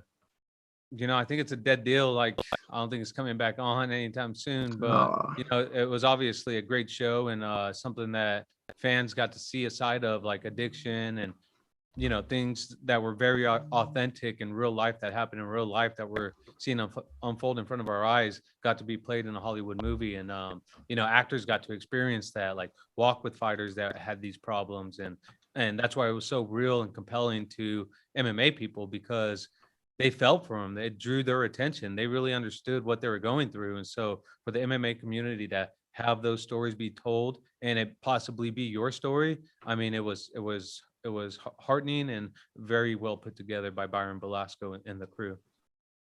I 100% agree. That was one of the best TV shows I've seen in a long while, and especially when it was MMA, it kind of it felt even better. But that's all I had for you today. Good luck this weekend. I hope it all goes well and you come home safe to your family. Appreciate it. Thank you. You too. Gareth? Good evening, Juan. It's London calling again. What's up, London? How you doing, baby? Very good, thank you. We had Sergio on earlier, your opponent, the challenger, on Friday night, and he was saying that he doesn't always have a game plan, and I completely get this, and I'm sure you will, that it's all about being he's done all his training. It's all about being present in the moment. I know you're very much about that as well, but you're also an incredible strategic fighter, as every great Spaniard, every great gladiator is. What's the difference then when that bell sounds in those 25 minutes? What's going to be the difference between you winning and him winning? Me making sure I push my pace, making sure I go out there and get in his face and then let him know he's in a dogfight. Like, I got to get hit. I got to go in there and hit him back. Like, he has to know that I'm not going anywhere when he hits me. Like, I'm going to be right there. We're both going to be right there. And it's going to be 25 minutes. Like, yeah, we're going to both scrap for 25 minutes for the fans, and there's going to be some dancing going on. There's going to be some footwork. There's going to be some managing of the ring. But as soon as you have those collides and those collisions, there's going to be some leather being thrown, and then there's going to be some movement again, and there's going to be some cut off and some ring toss, and I just got to make sure I'm ahead of those collides and make sure that I end on those collides and move on my time. Yeah, we've already seen some amazing finishes from you in your career. The highlight reel that they've put together on you at the moment is extraordinary. We've also seen you dig into the deepest trenches to go 5 rounds with people. You've got incredible skill sets. You've lost once in a million years in 157,000 fights. No, it feels like that. And that was only by decision, wasn't it? And it's against the champ. You've got an incredible resume. You're an incredible person. I've had the privilege of speaking to you late in the night before. You are a very deep human being. Does it mean more to you than to be remembered as a champion, or that you brought amazing fight nights that people remember forever, the great fights that people remember? I think, when you have those performances, that's what makes you a champion, not a belt around your waist. You could go through and have, like Diego Sanchez, you really feel you feel for the guy. He's went out there and he's a champion, and guys like that, Cub Swanson, Diego Sanchez, Clay Guida, like those guys never held the title, but those guys are champions because they go out there and they put their emotions on their sleeves. They're real people. They're guys that you could relate to, guys that are battling adversities, guys that could overcome adversities, guys that could step up to the challenge when these questions are being answered or asked. They're there to have answers for you. And sometimes it doesn't go your way, but that doesn't mean you're not a champion. Every fighter that steps into that cage is an automatic champion. And so that's what I want to be remembered as, a person that went out there and gave it his best shot, whether I won or lost. But guess what? I stepped up to the plate. I stepped up and I did something that a very small percentage of the people would do. And that's go out there and either be embarrassed or go in there and do the embarrassing thing to people. Brilliant words as always. Go well on Friday, champ. Cheers. Thank you. I appreciate it. Thank you. Mason? Hey there, Juan. This is Mason from the Sports Sesh podcast. How are you doing today? Good, Mason. How you doing, buddy? I can't complain, man. I've seen in a lot of your fights, you've gone the distance before. Do you believe we're going to see a dominant 25 minutes from yourself, or are you looking to get Sergio out there as quick as possible? No, because I'm not scared of a fight. I like to go in there. Again, I've been training for a fight since November. And it was supposed to happen end of December. It's supposed to happen in March. Kept getting postponed due to not our circumstances or Bellator circumstances, but on the other end. And so, to be robbed 25 minutes of fighting and not know when you're going to fight again, that's not for me. I'm going to go out there. And obviously, if a finish happens, it happens. I'm more than thrilled, but I'm not going to force it. I'm not scared of a fight. I'm going to go in there and I'm going to fight for 25 minutes.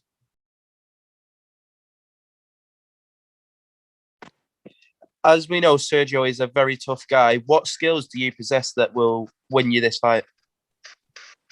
Well, I think we all possess a little bit of different strategies. Of course, we're all fighters, but my durability, my heart is going to speak for itself come Friday night, and that's something I'm bringing with me in that cage, and that's something that it's going to be hard for people to take away from. Breeze. Hey, Juan, it's Breeze with the MMA Breeze. I wanted to ask you, you're obviously a very decorated fighter. You're coming in with a decorated opponent. You and Pettis have both spoken highly of each other as characters and as competitors. Should you get past him in this next bout, who do you think is most deserving of the next title shot, in your opinion? In my opinion, deserving wise is Horiguchi, obviously, but the fight needs to happen. It's going to happen, and it's going to be in summertime. Granted, I get through this tough task at hand. Right on. Thanks so much. Patchy. Hi there, Juan. Happy Cinco de Mayo, first of all. So this is Patchy from Jiu Jitsu Mag. I just wanted to ask you your opinion on this. I've noticed one thing about 135, which is that regardless of what promotion it is, no one has really defended the belts in any of these promotions more than 2, maybe 3 times. So I'm not sure if you knew that WEC, WEC, UFC, so that was TJ, one championship, even at Bellator. So do you think there's a reason for this? And if there is, are you going to be the guy to break that streak and go for the 3 or the 4 title defenses?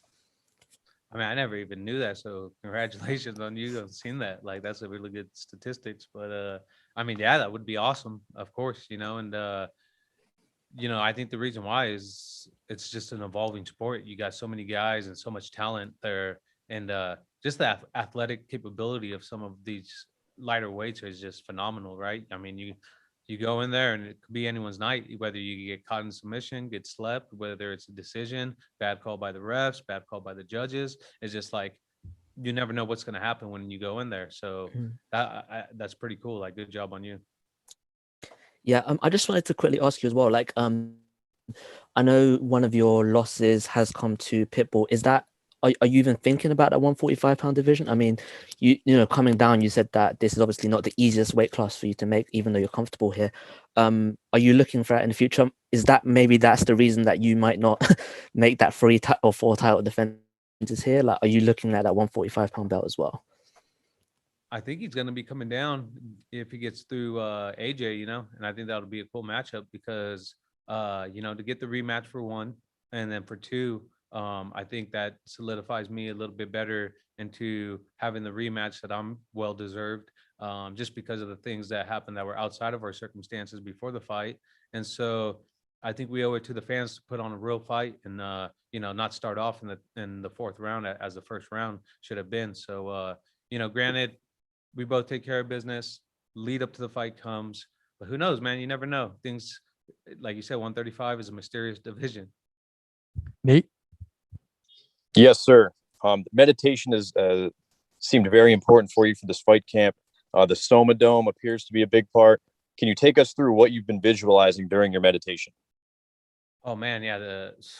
So you always try to find your weaknesses inside your camp. Like, I've always had a little bit of a weakness on not being able to be coached through meditation or visualization. Has been hard for me. Like, I feel like I visualize better when I'm in contact. So I'm all, when you're relaxing, recovered, and wherever you are, you're always on your phone looking at things. Well, for me, I'm a biohacker, or I try to be, and I always look on different tools and strategies and my teammates and I, Cub, we bounce off each other, like, different ideas on like how to strategize or how to game plan. But I came across this company, that Soma Dome, who claimed that they had one of the best tools to utilize visualization, meditation, and being able to incorporate that into your everyday programming. And so sitting in there and being coached by a coach that's on a headphone set on an app, it's been real powerful stuff. I mean, the guy that set it up for me told me, he said, be careful, this is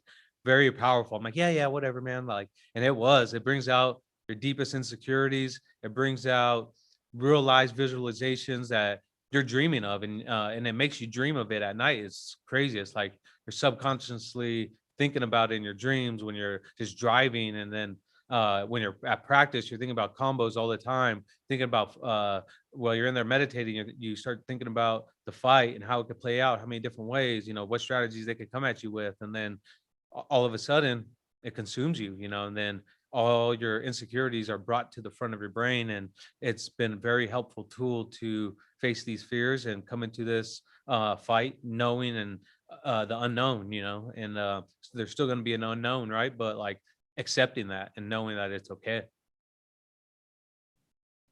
Well, thank you for taking us through that, and good luck Friday, sir. I appreciate it. All right, last one here, Michael. Hello, Juan. This is Mike from Mike Owens Media. Your last opponent, Patchy Mix, is a ground specialist, and your upcoming opponent, Sergio Pettis, is more of a stand-up fighter.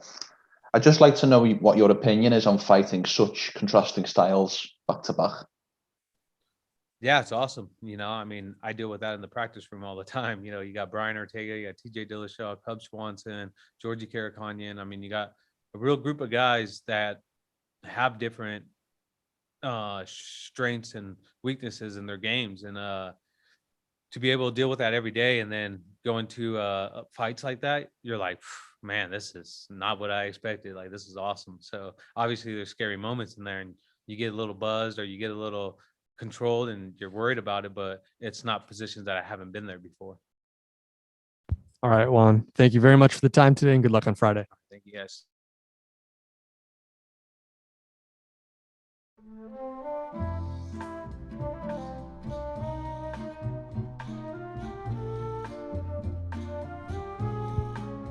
All right, that completes our media day today. We hope you all join us tomorrow for the weigh-ins, and again on Friday, May 7th for Archuleta versus Pettis. Thank you.